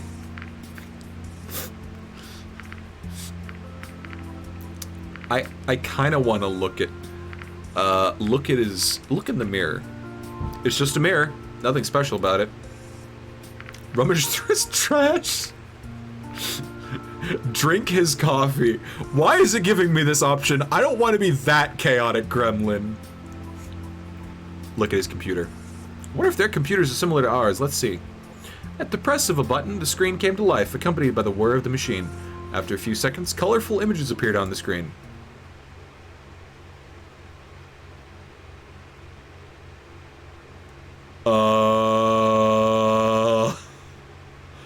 Dragon video game? Yo? Wait, is that a Dean? Is that a Dean? Okay, I'm guessing. Remy's in-game avatar. A Dean? Maybe also Bryce? Bryce is a very busy dragon, though. I don't know. Have you come to here to beg for mercy? No, Elia, we've come to stop you. Your reign of terror over the land of Marmot is over. You're outnumbered. Just give up and we can end this without bloodshed. The area is teeming with our soldiers, outnumbering you thousands to one. But I don't even need them. Who knows, if you survive long enough, you might just see why I'm called Elia the Ascended. Oh, you pompous bitch! Calm down, Ithis. Focus. Sorry, it has to come to this, Elia. But this ends now. Ronan, get them. Grrr! Fuck! I'm in a JRPG battle now. Idith uses Whirlwind. Ronan takes 326 damage. Bonar uses Earthquake. Oh shit! Ronan takes 465. Grrr! Ronan invokes Cosmic Horror.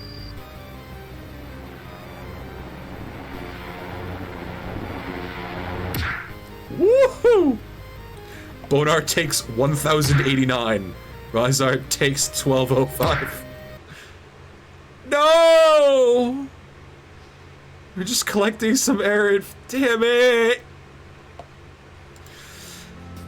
What are you doing? I think I broke it. Let me take a look. Why did you even touch the computer? I wanted to know what dragon porn looks like, okay? I wanted to know what dragon porn looks like. What are the scales? What happened? I got bored. Well, whatever you did, at least it seems to be okay. Oh no, my game! What's wrong? When you touched the computer, you saw a game running, right? Yeah, I played a little. I had it saved specifically at that moment to play later. And now it's all gone. What do you mean it's all gone? So much preparation. So many hours spent grinding just to get there. I can't do all that again. You wouldn't understand.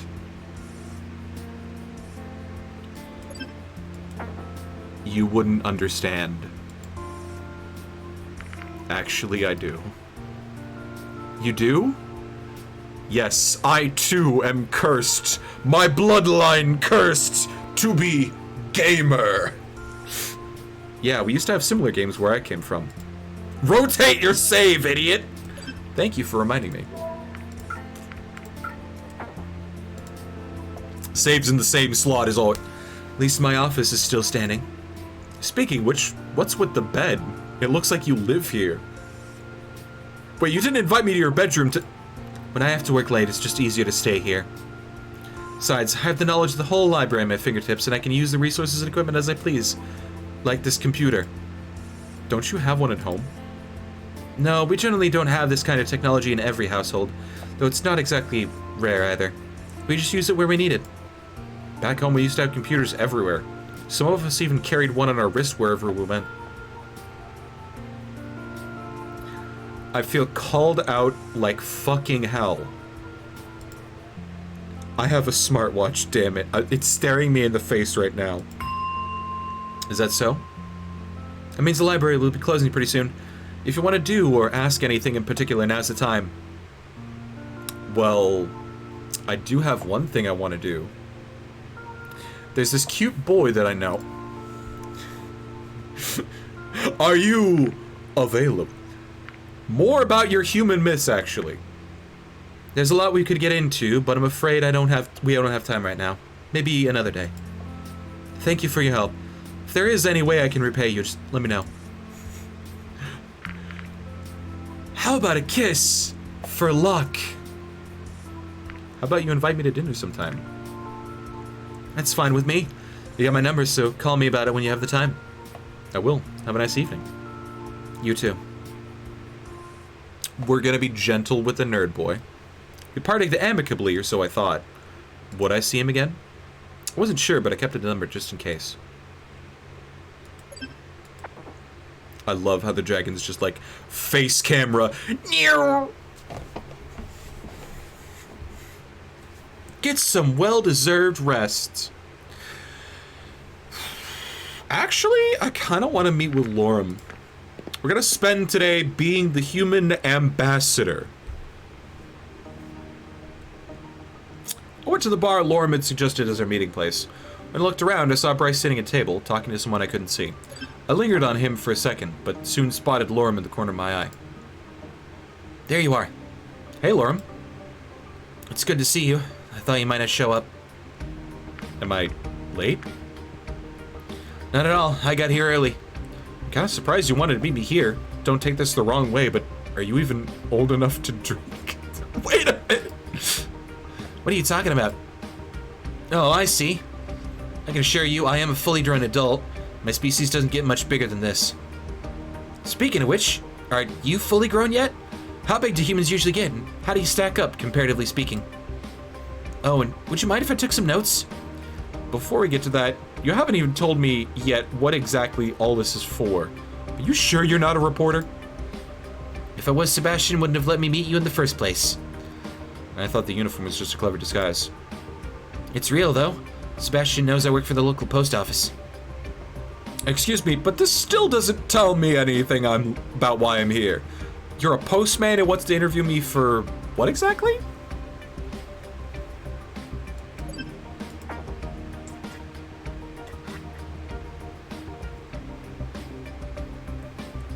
What exactly, indeed? Sorry. I guess I got ahead of myself there. Maybe a full introduction is in order. And after that, you can still decide whether you want to go through with this or not. I already regret coming here. Go ahead. I recently graduated college with a degree in computing and moved in here with a good friend of mine. This town doesn't exactly offer the best opportunities to put my degree to good use, though. Then why move here in the first place? Living in the city can be very expensive. I can always move later when I get a job there. I got other plans right now, though. I'm working on a video game.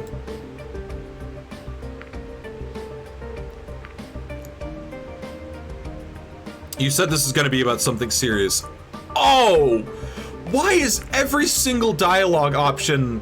Like I'm here because I chose to be here, game. Don't give me the option to deflate their balloon every single fucking dialogue box. I'm going to accidentally choose it one of these days. A video game? Exactly. Video games and computers are just starting to catch on in places like this town.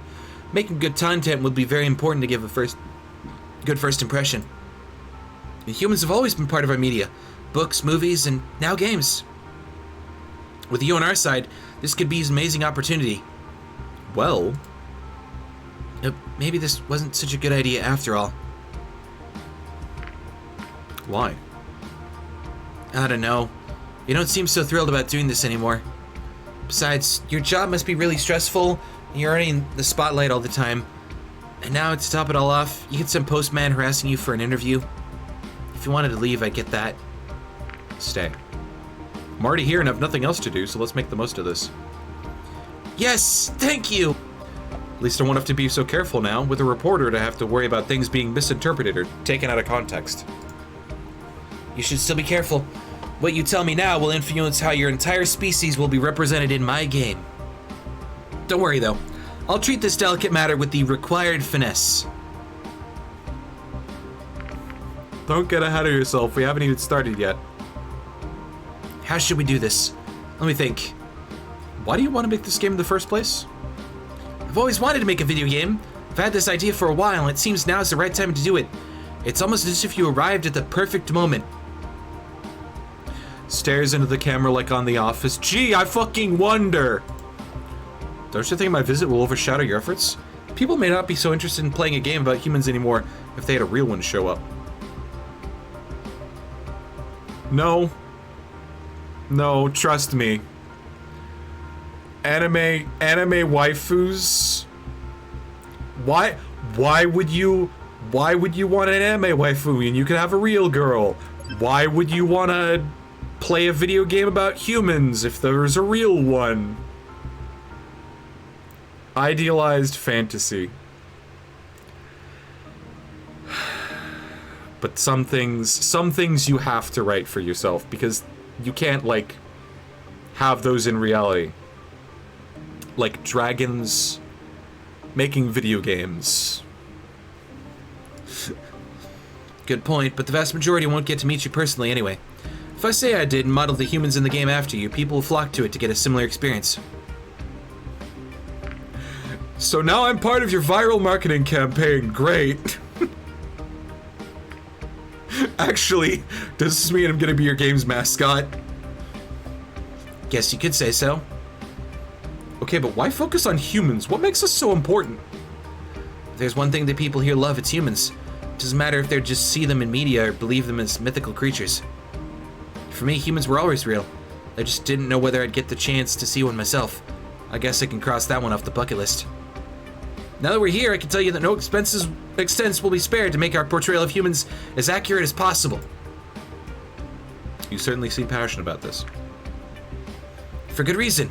I just love humans. If you say it like that, it actually ends up sounding pretty weird. Besides, what if I turn out to be a horrible person? What would you think about humans then?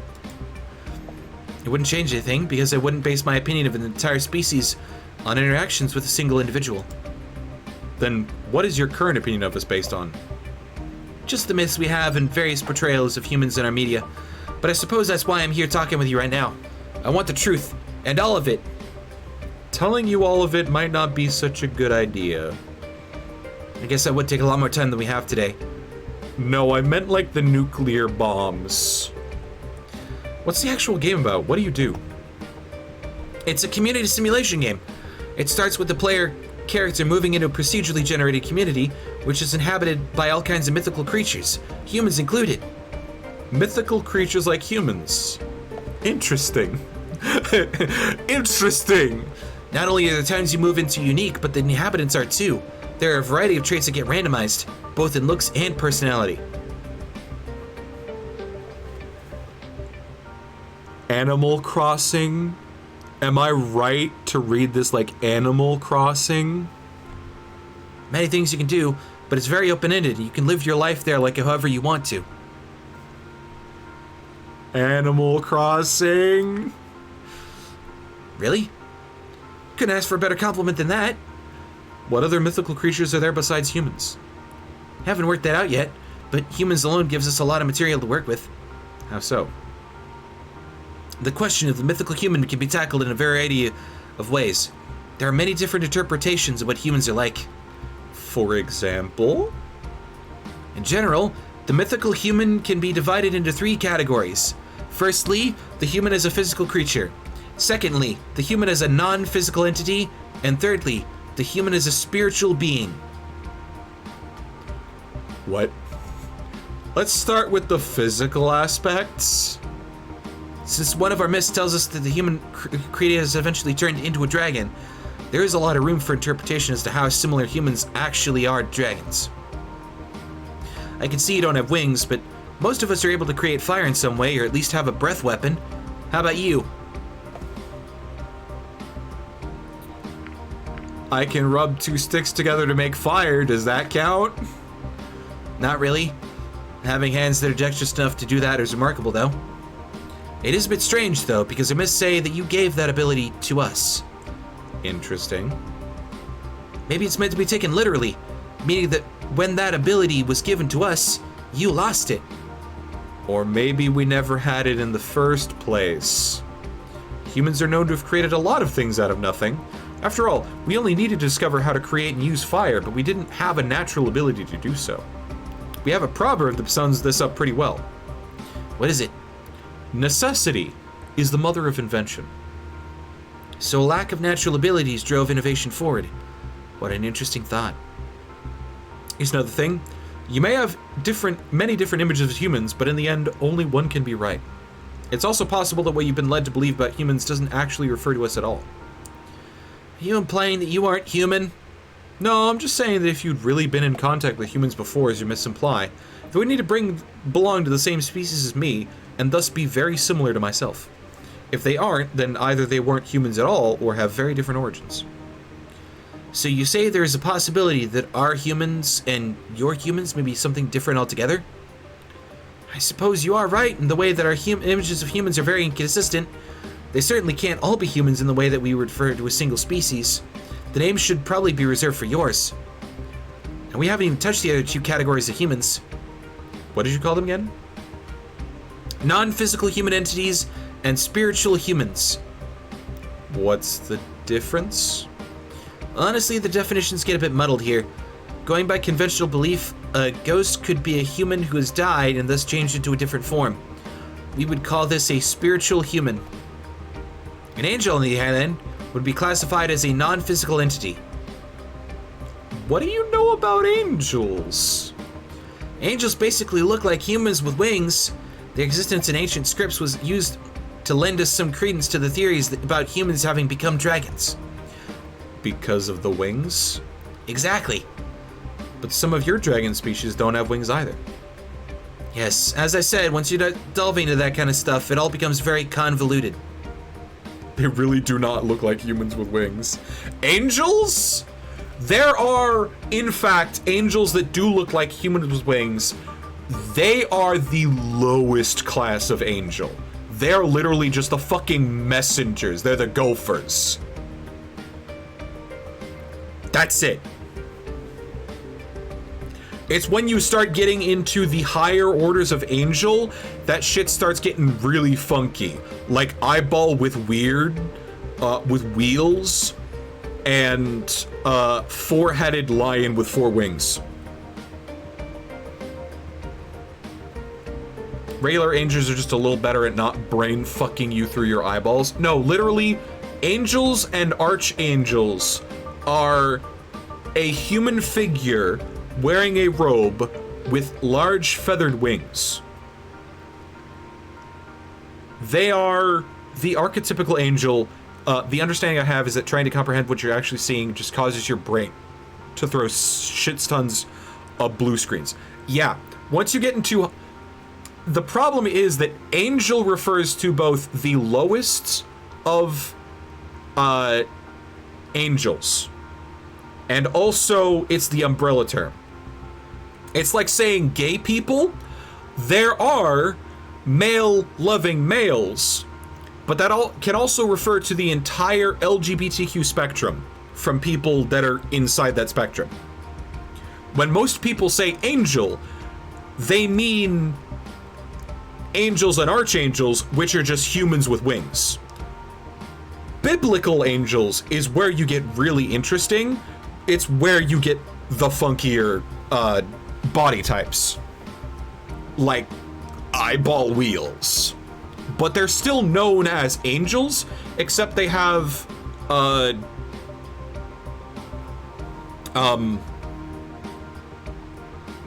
they have like different names.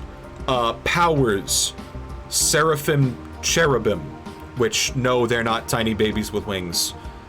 Those are puto. Long story short, the higher up you go towards like God, the funkier shit gets. Like, there is an angel that is also a dragon. Angels and archangels actually have the closest relation / influence on humans. Incorrect.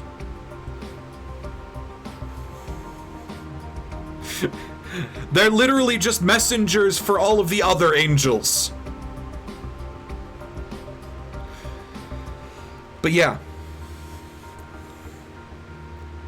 Saying angel, and meaning human with wings is like saying dragon and meaning one specific dragon body type. They're all dragons, and they're all good dragons, but there's different names for all of the different dragons. And they'll have like different subclassic. I prefer the cosmic horrors to the messengers. Most people do. There are some people, Tumblr, that get horny for the cosmic horror. Okay. Go for it. Go off, queen. Pop off, royalty.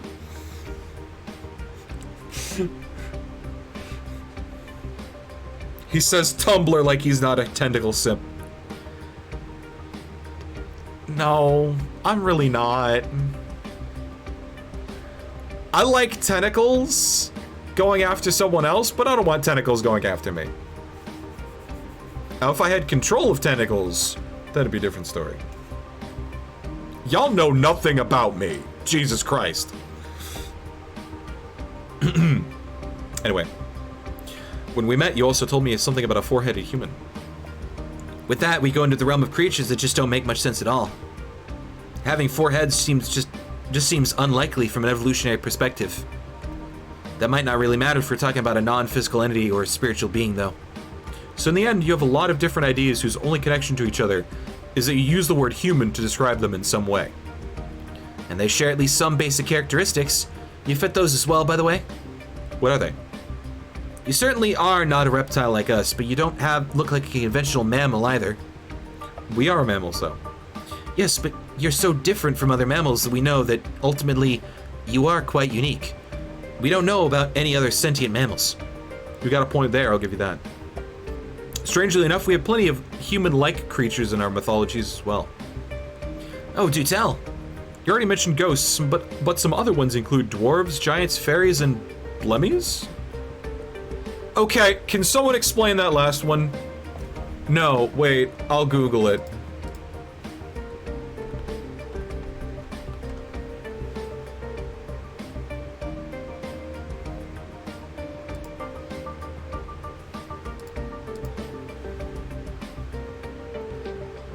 Oh!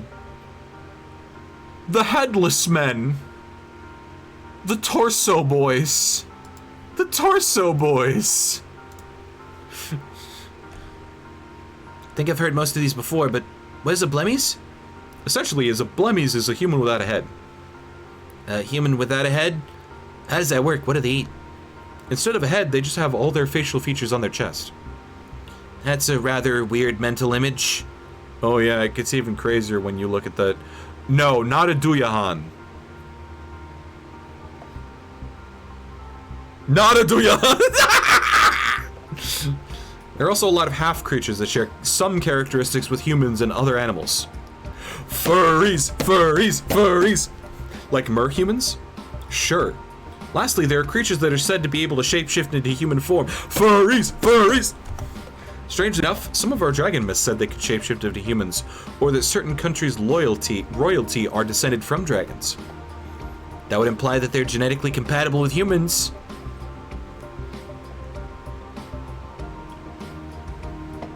You want to test that hypothesis? I guess. Sounds rather outlandish if you ask me. We certainly can't shapeshift like that. I suppose that's why you're just Miss. To be fair, we do have a lot of myths that seem quite out there as well compared to what you're like. Anyway, how come you know so much about myths? All part of being an ambassador. Not only did I learn about dragon myths in order to compare them to what you're like, but I also studied myth about creatures that are similar to humans so I could find out how similar they were to yours. Well, you're doing an excellent job so far. It's bound to help me a lot with my game as well. You gotta put all that into the game? Let's just say it gives me some excellent material to work with. Oh, sure, because you're an ambassador and not a huge fucking nerd. Biology and sociology. He's a big fucking nerd. He's just said it out aloud in the prologue. Thought you wanted to give an accurate portrayal of humans, not just collect myths. One species will certainly be modeled after you, but it doesn't mean we can't introduce some variety with the others. People will love it if we also bring some of the more unusual myths to life. I see. But since we also want each of the normal human characters to be unique, I'd like to know how much of variety there really is within your species. Time to get into racial stereotypes.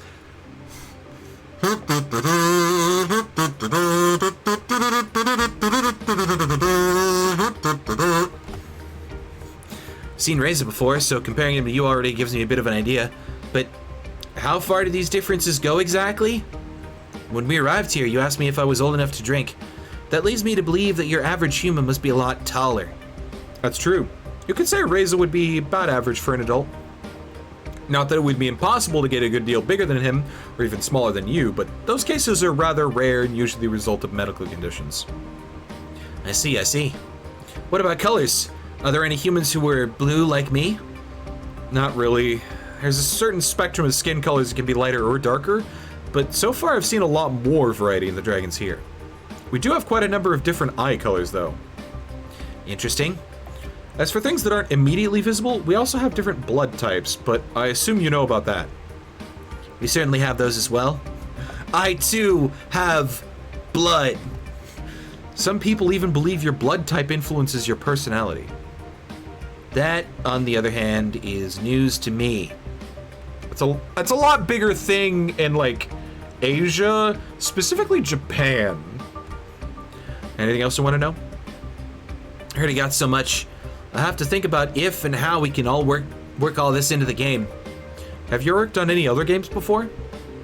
I worked on a few small projects during the course of my studies and also interned at a studio before.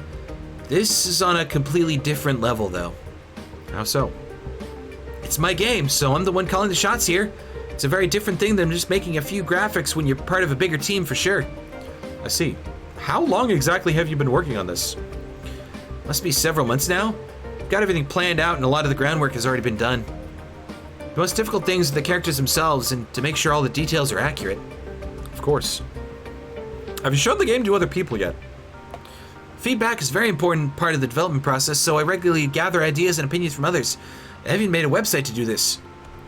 And what do they say? All kinds of things, really. Sometimes it's hard to decide which ones have a good point and which can be disregarded. Overall, it seems like there are many people who are looking forward to playing my game, though. How many are we talking about? I don't know exactly. The counter on my website only tracks the number of visits, so I don't actually know how many different people are there. What if it doesn't work out? What do you mean? Well, you're investing a certain amount of time and money into making this game. Ideally, you would make back your investment and hopefully get some profit on top of that. If the goal is to make money, sure. However, I just wanted to try my hand at doing something like this. If some people are going to enjoy the end result, that's great. My god, I feel like I'm speaking directly to the developer. Thank you so much for making this game! I love Smooch Dragon!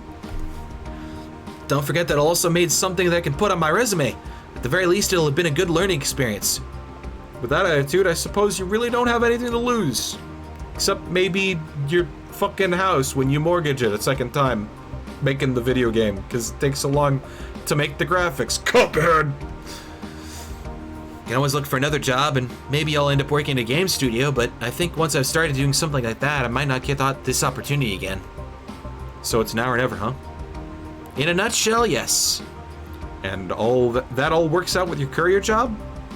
Sure, I can support myself this way, and I'm not really under any pressure, since I don't have any deadlines to keep. Seems like you know what you're doing. I like to think so. What kind of tools are you making to use it? If I consider what some of your species look like, I'm having a hard time imagining how the bigger ones could program a game.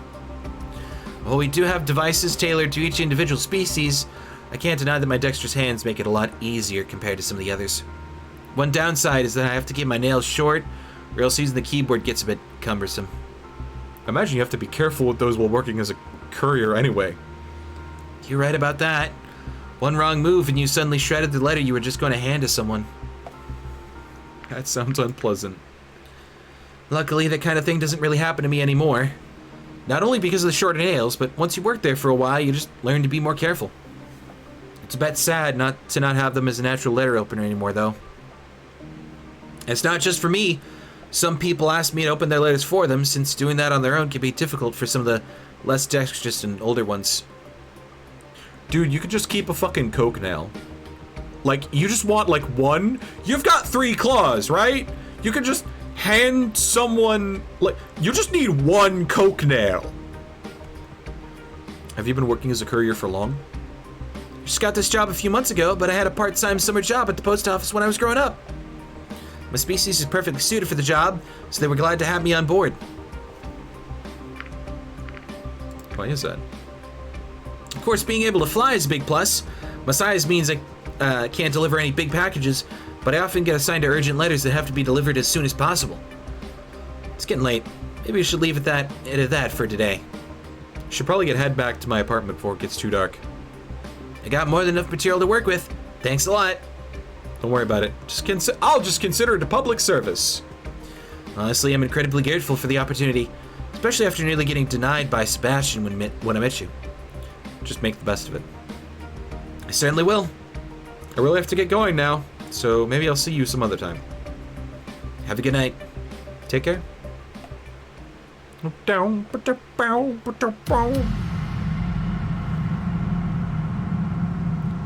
Chapter 2. Duty.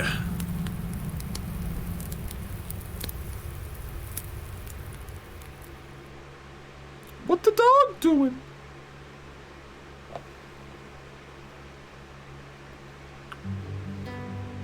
Another day, another morning. Why does that sentence sound so wrong and terrible? I'm actually gonna save now that we did the chapter progress. Yep. I awoke from dreams filled with fire and smoke. The sun shining through the window gave me a comforting feeling of familiarity, despite the portal in the distance reminding me of my purpose here. I looked toward the horizon, my view undisturbed by dividing walls. The light of the morning sun was painting the sky with golden hues, a view that had become a rarity back home. It evoked a feeling of freedom and openness that was almost scary to me. While I got ready for the day, my thoughts strayed to the people I knew back home. I couldn't help but wonder how they were doing. But I had greater things to worry about at the moment, like Reza, murders, and generators. How much danger was I in, really? Doorbell! Hey, Salsa. Hey, Chief. More bad news? Not quite, unless you count Reza still missing as bad news. But that's kind of why I'm here. Well, what is it? Just some good old-fashioned police work, and we're counting on your help, again. I'm not really in the mood to look at corpses today. Don't worry, we have something else planned. We obtained a list of places Reza visited in the days before he vanished. We'll check those out, maybe find a lead, and you might help us understand his motivations or give some context to his actions. I can certainly try. I'm sure you'll do a great job. That is reassuring. You ready to go? Let's go. There's a couple places we could check out. Let's see where we should go first. Bryce focused on his list. I saw someone approach out of the corner of my eye. A closer look revealed that it was Sebastian, waving his arm in an attempt to get our attention as he ran toward us, his face grave. There you are, Chief. I was looking for you. What are you doing here? Don't tell me there's another dead person. Sorry, Chief. There is. Damn. Guess it's gonna be one of those days. Yeah, looks that way. Someone else can take care of that today, though. We got other plans. You need to sign off on a few things, at least. I know. We'll go to the crime scene, sign a few forms, and then we're out.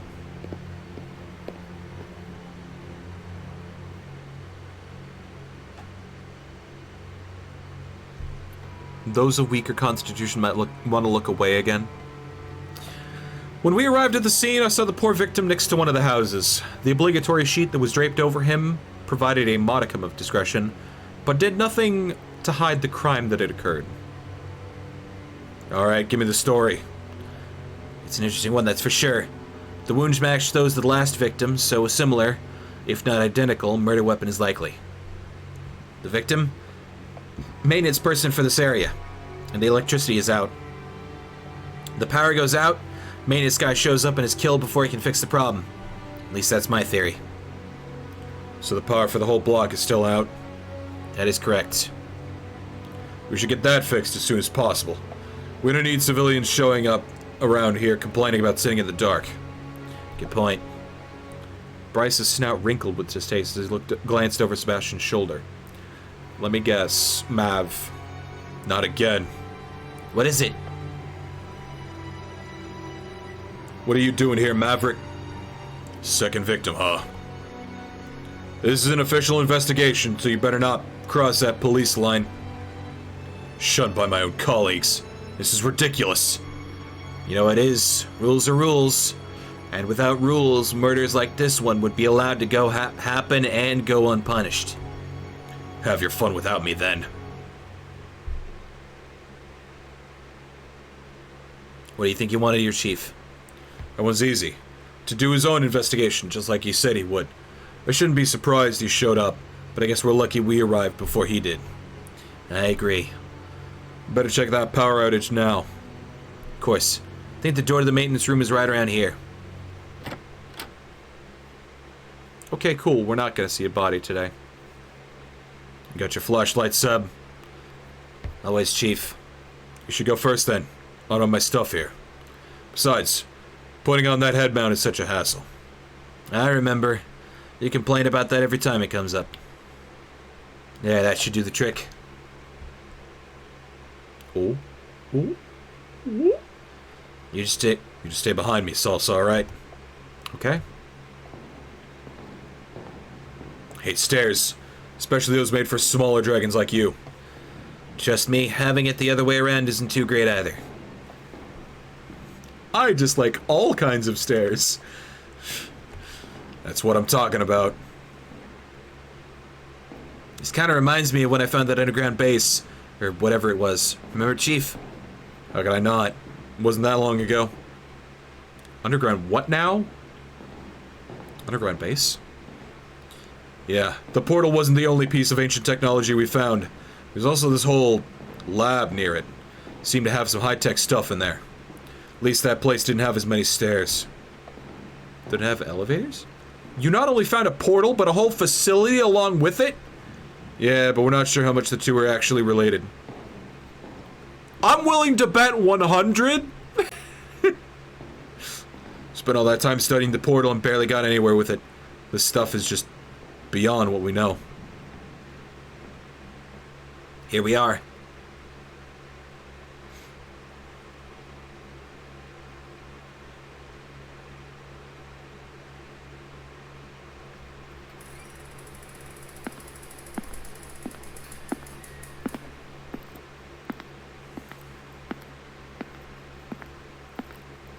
It's fucking dark! So what exactly are we looking for? Whatever's causing the power outage. If you don't find the cause, we should at least be able to get the backup running.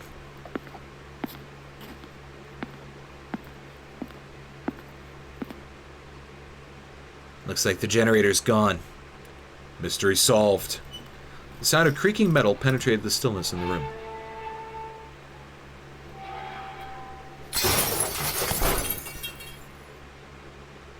I looked above toward the source of the noise as it grew louder, and the next interest was pushed aside and fell to the ground. just barely avoiding the giant light fixture that fell from the ceiling and shattered in countless pieces alongside me. Salsa, you alright?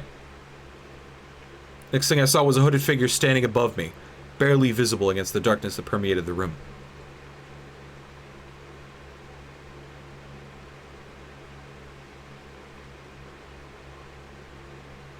Raza? The figure crouched down next to me, its mask hovering right in front of my face. Merely a whisper reached my ears when it spoke. Be careful, Salsa. Then the figure dashed toward the stairs. Where are you going? That's not me. Don't move. He's going up the stairs. I'm on it. I didn't see that chair coming. Can't see a damn thing in here. Here, Chief. Hit these stupid stairs. You're blocking the way. Just go around me. There's no room. You're as wide as the stairs are. Can't help it. Damn it. We'll never catch him now.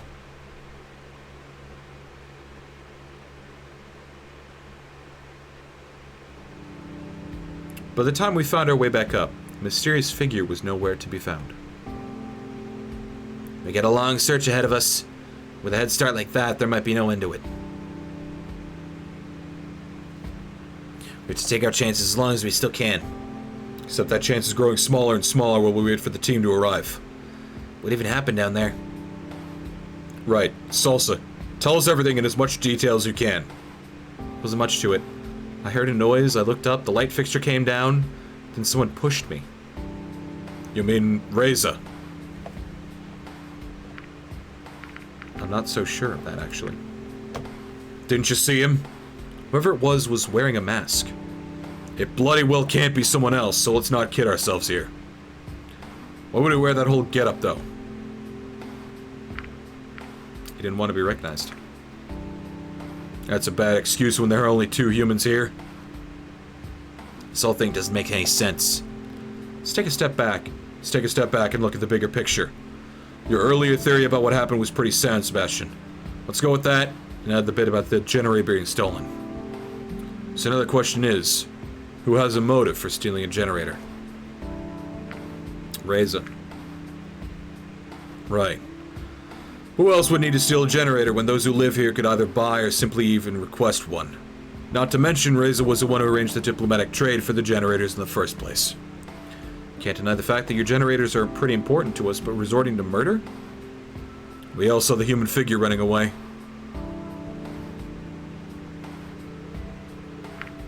Why would he have stayed here if he stole it? The generator was already gone when we got here, and the person in question wasn't carrying it either. Perhaps this is a case where the criminal has returned to the crime scene. For this kind of crime, I'd say no, but who knows? Maybe our rules just don't apply anymore. What do you mean? No offense, but ever since you 2 humans arrived, there have been a lot of strange things going on. This place used to be a quiet town. You're starting to sound like Maverick. To be fair, we saw a human running away from the crime scene. Given what we know so far, there's really only really one option. Maybe we should just focus on finding him and point fingers later. Bryce, you don't even have fingers. You don't even have fingers, Bryce! Agreed. The police team will be here any minute now.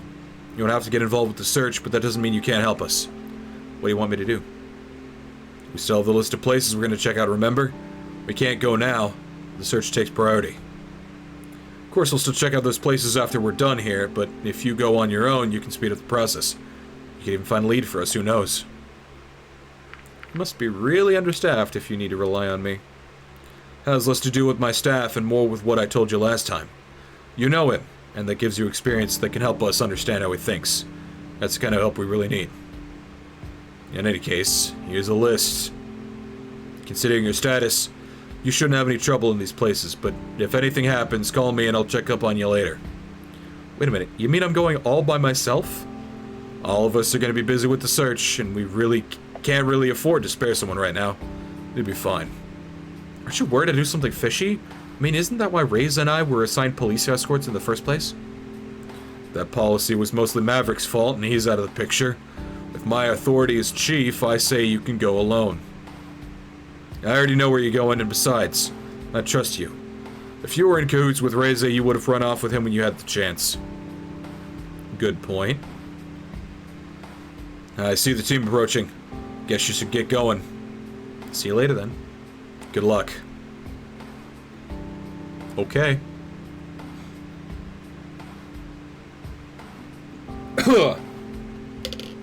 God damn.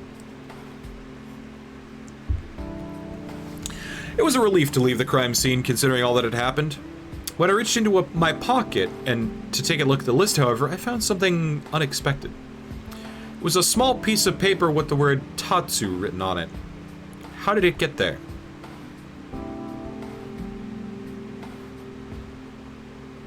My early encounter with the masked person was the only time today someone was close enough to smuggle something into my pocket. I figured if someone like Bryce tried to do something like that, I definitely would have noticed. As for Tatsu, the only related thing I could think of was Tatsu Park, which I had come across when I went to the police station the other day. Even if that park was the place the mysterious paper referred to, I didn't know if it was actually a good idea to visit. The masked person may have saved me from the falling light fixture, but if it was Reza, it would mean following someone who was also the prime suspect of 2 murders. I also had to consider the list of places Reza had been to. A local grocery store, the production facility we had visited, and the library were the 3 places closest to here. It certainly was going to be a busy day, and I knew I wouldn't have the time to visit all of them.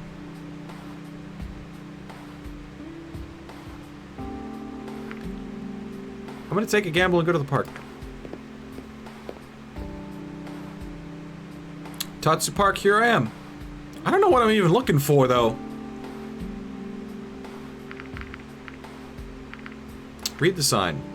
This park is dedicated to our creator, to whom we owe our sentience and existence. It is as it is our duty to remember, this place honors them every day with its beauty and grants a place of recreation and contemplation to all of us. Look at the map. Go north towards Tatsu Avenue, which is apparently a nice spot to look at the landscape, or south to the political district. I'm going to say in the central area, but I'm going to search the pavilion.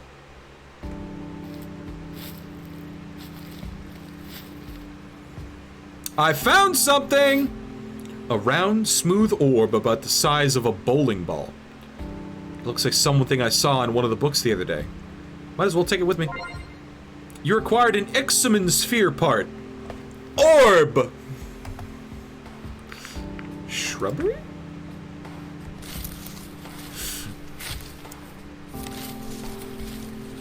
I found some dirt. Doesn't seem to be anything else here. You found a handful of dirt. Okay, so we're gonna go political district. Just as I entered the southern part of the park, I found myself tumbling to the ground when someone suddenly bumped into me. Ouch! Sorry about that. You alright? Besides being a little dirty than before, I think so. I should really look where I'm going. Sometimes I just get lost in my thoughts. You think you dropped this? Oh, thank you. Ghost stories, huh? I should probably go before the bookstore closes. Bye. Bye, Lucius. Someone sitting on the benches. Approach the dragon. Casually approach dragon. Whoa!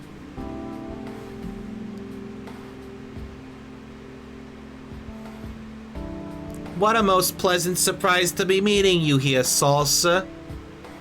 Do you know who I am? I do. And what brings you here today, Salsa? I'm not quite sure of that myself. The park does have an appeal that naturally draws people in. I would know since I'm partly responsible for creating it. Have you seen the north side yet? If not, you totally should. It's just so pretty this time of year. You created this park? Well, some of it. Do you see the building behind me? That's where I work. You want to know a secret? The park was built here so I could enjoy going outside on my breaks.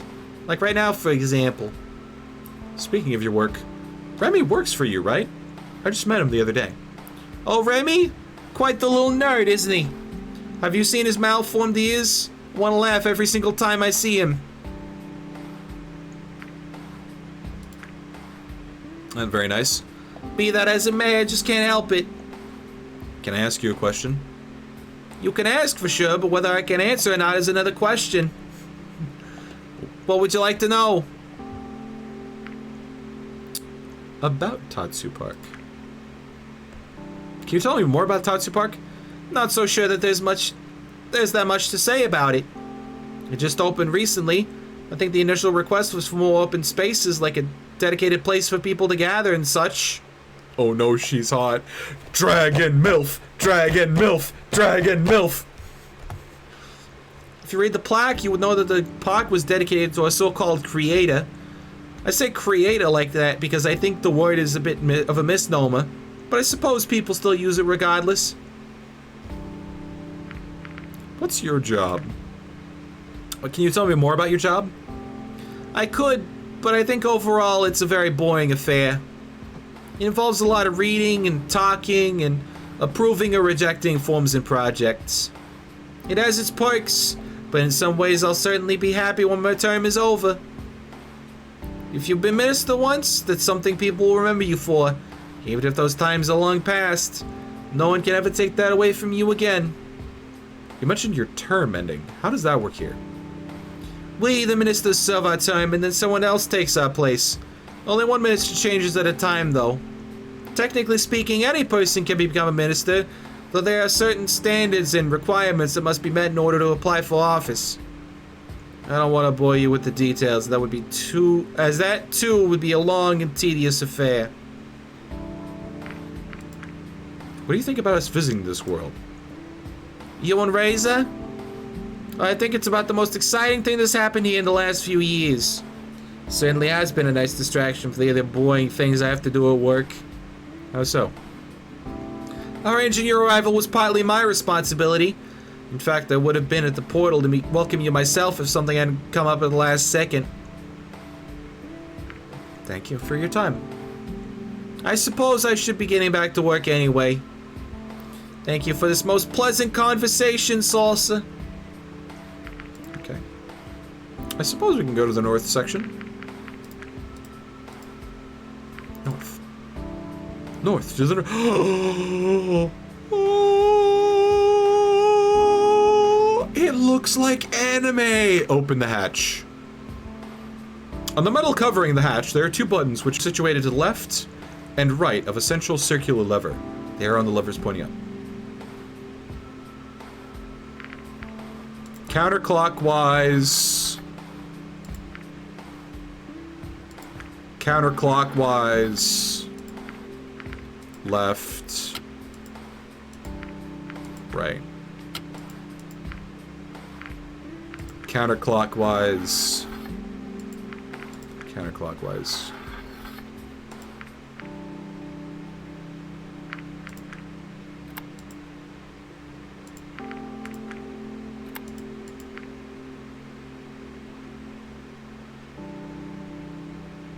I give up. Examine the fallen leaves. I don't recognize the species of tree. I don't recognize the species of tree. Finally, a place to sit down. View of the scenery is perfect. You appreciated the landscape for a bit. That was nice. Just about to get up when I noticed someone sitting next to me.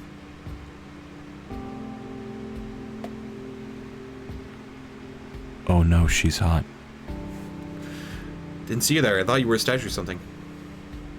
Dramavian. Hello?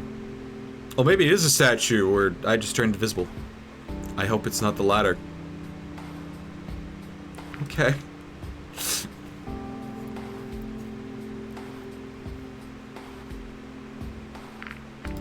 Is there anything, I guess, in the pavilion? Anything important here, but at least it provides excellent shade. Okay. I got an orb.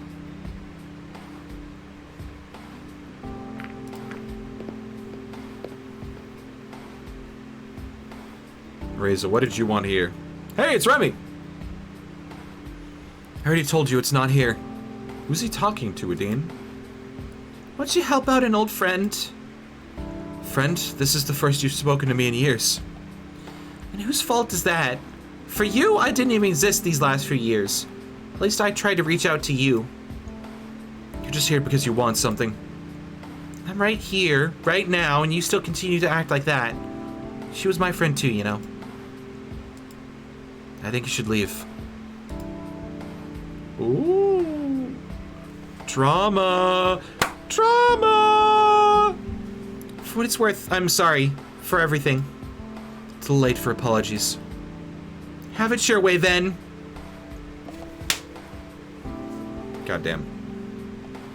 Adine stormed out so quickly she didn't even notice me. I waited a few moments and wondered if it was a good time to talk to Remy. In the end, I decided that my tasks were too pressing to come back at another time. I shuffled through books and tried to look busy until I noticed he resumed his work so I could approach him. Oh, hello, Salsa. Good to see you. Do you need anything? How are you doing? I'm not sure, to be honest. There are a lot of things on my mind right now. Like what? I'm not at liberty to discuss them at the moment. I'm supposed to be working, you know? Has Ray's been here recently? Visited quite often since he arrived, actually. Until a few days ago, that is. You know what he was reading? Not particularly. I thought he just wanted to learn about our world. Did you notice anything unusual about him while he was here? Can't say I did, though he did ask me for a map once. A map? Yeah, I showed him a few, but none of them seemed to be what he was looking for. Did he talk to you about anything strange while he was here?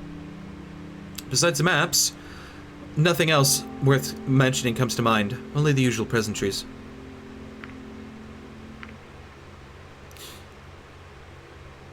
Yeah. What did Adine want from you? You were here that whole time? Not the whole time, just long enough to know when something's up. It's nothing that concerns you.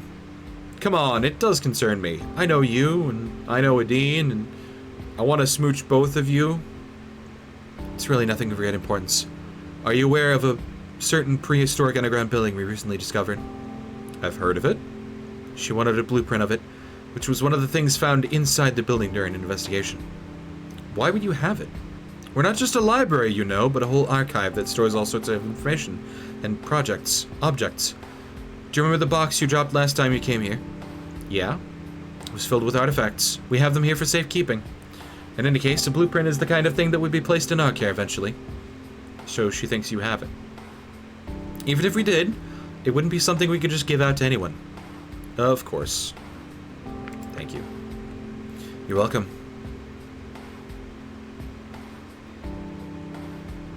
The afternoon sun hung low in the sky, and I decided it was time to report my findings to the police.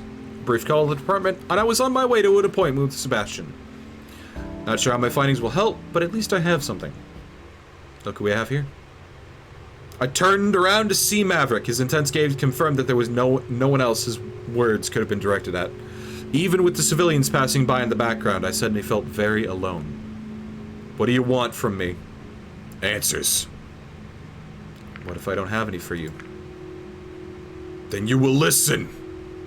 Just tell me one thing. Why? What's your goal in all this? Why even come here?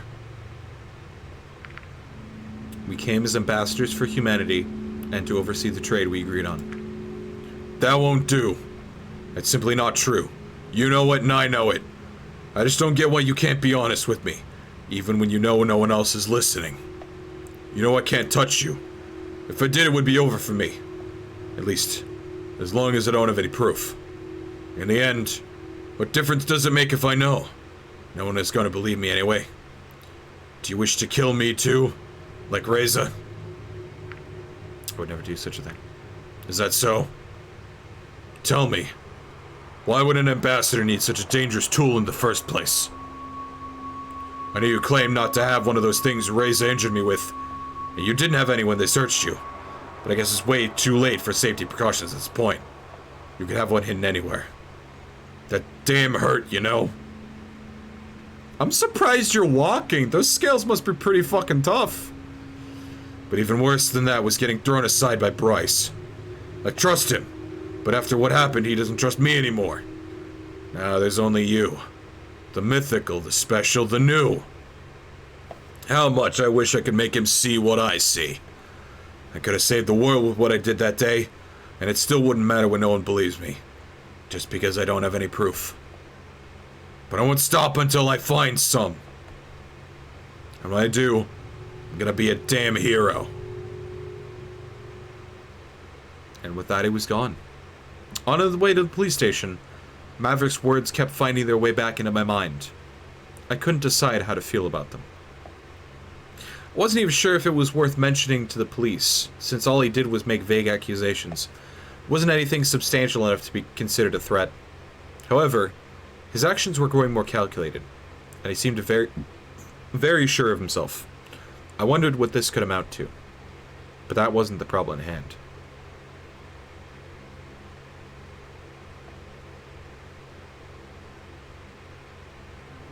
Hey, Salsa. Hey, Sebastian. Thought I'd meet you at the front desk. What are we doing in Bryce's office? He does have a nice office, doesn't he? And the chairs are comfy. Is that the only reason we're in here? The dragon gave a brief chuckle. Let's just say that any information pertaining to this case is important enough to warrant some privacy. I see. Will Bryce be here anytime soon? I don't think so. He's still outside looking for Reza. He's not the kind of person who gives up easily. Can we help? There's only so much we can do. I was out searching too until I came to meet you. At this rate, doesn't look like we'll find him today. Could be anywhere. Long gone, beyond our reach. What do you think? I don't think he's going anywhere. He can't flee to another place. No matter where he goes, he'd be recognized immediately. In the end, his only way out is the same way he got in. The portal. And he can't use that without someone noticing. Very astute observation. Wonder what will happen to our trade agreement now, considering Reza's still missing, the murders, and the stolen generator. If Reza really is the murderer, then... Don't do that. What? Worry. You don't know what's at stake here. People are dead, Salsa. Do you think I don't know that? Reza may be our prime suspect, but he's also a missing person. For all we know, he could be a victim. Maybe someone's making him do this. My point is, we don't know the facts yet. What we need to do is find him and find the murderer. We'll find Reza and go from there. We'll figure it out. Thank you. Anyway, you said you had some information for us? What did you find? Orb. Map in the library. Map in the library. I don't know what to think about that.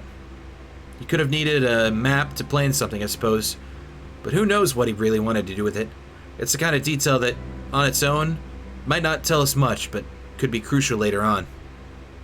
Good work, Salsa. It's not much to go on, but it's something. It'll keep us busy, at least. In any case, thanks for your help. We really do appreciate it. You're welcome. That should be all, then. Since Bryce still hasn't come back, I assume the search is still going on, and I better get out there and help him. Guess it's gonna be a long day. Can you find your way back to your apartment? Of course. Alright, see you later. Good luck. Finally, some free time. Whatever am I gonna do? Orb! Actually, I think we're gonna call it quits for the night. Overwrite my save? Yeah. It's midnight. I'm tired as fuck after talking so much.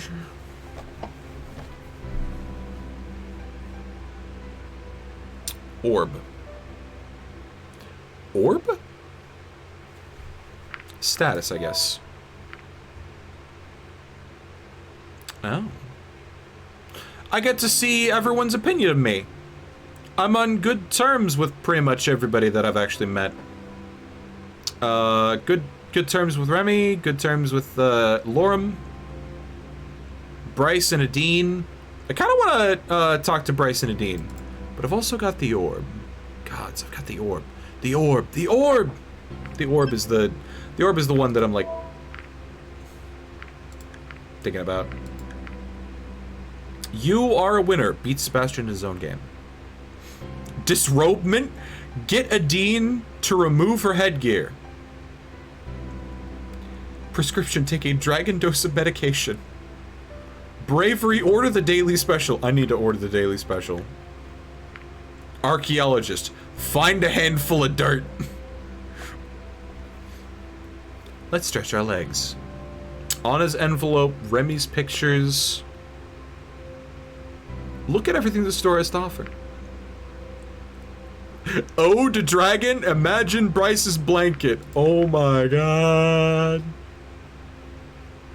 Katsuharu, keep the seashells. Play a prank on Bryce.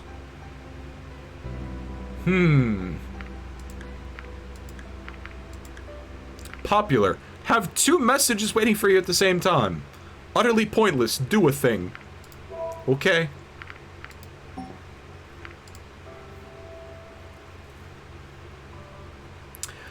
I want to get to see what that portal does next time, I think. I think this one might actually take a while. I think this visual novel might take a while, because...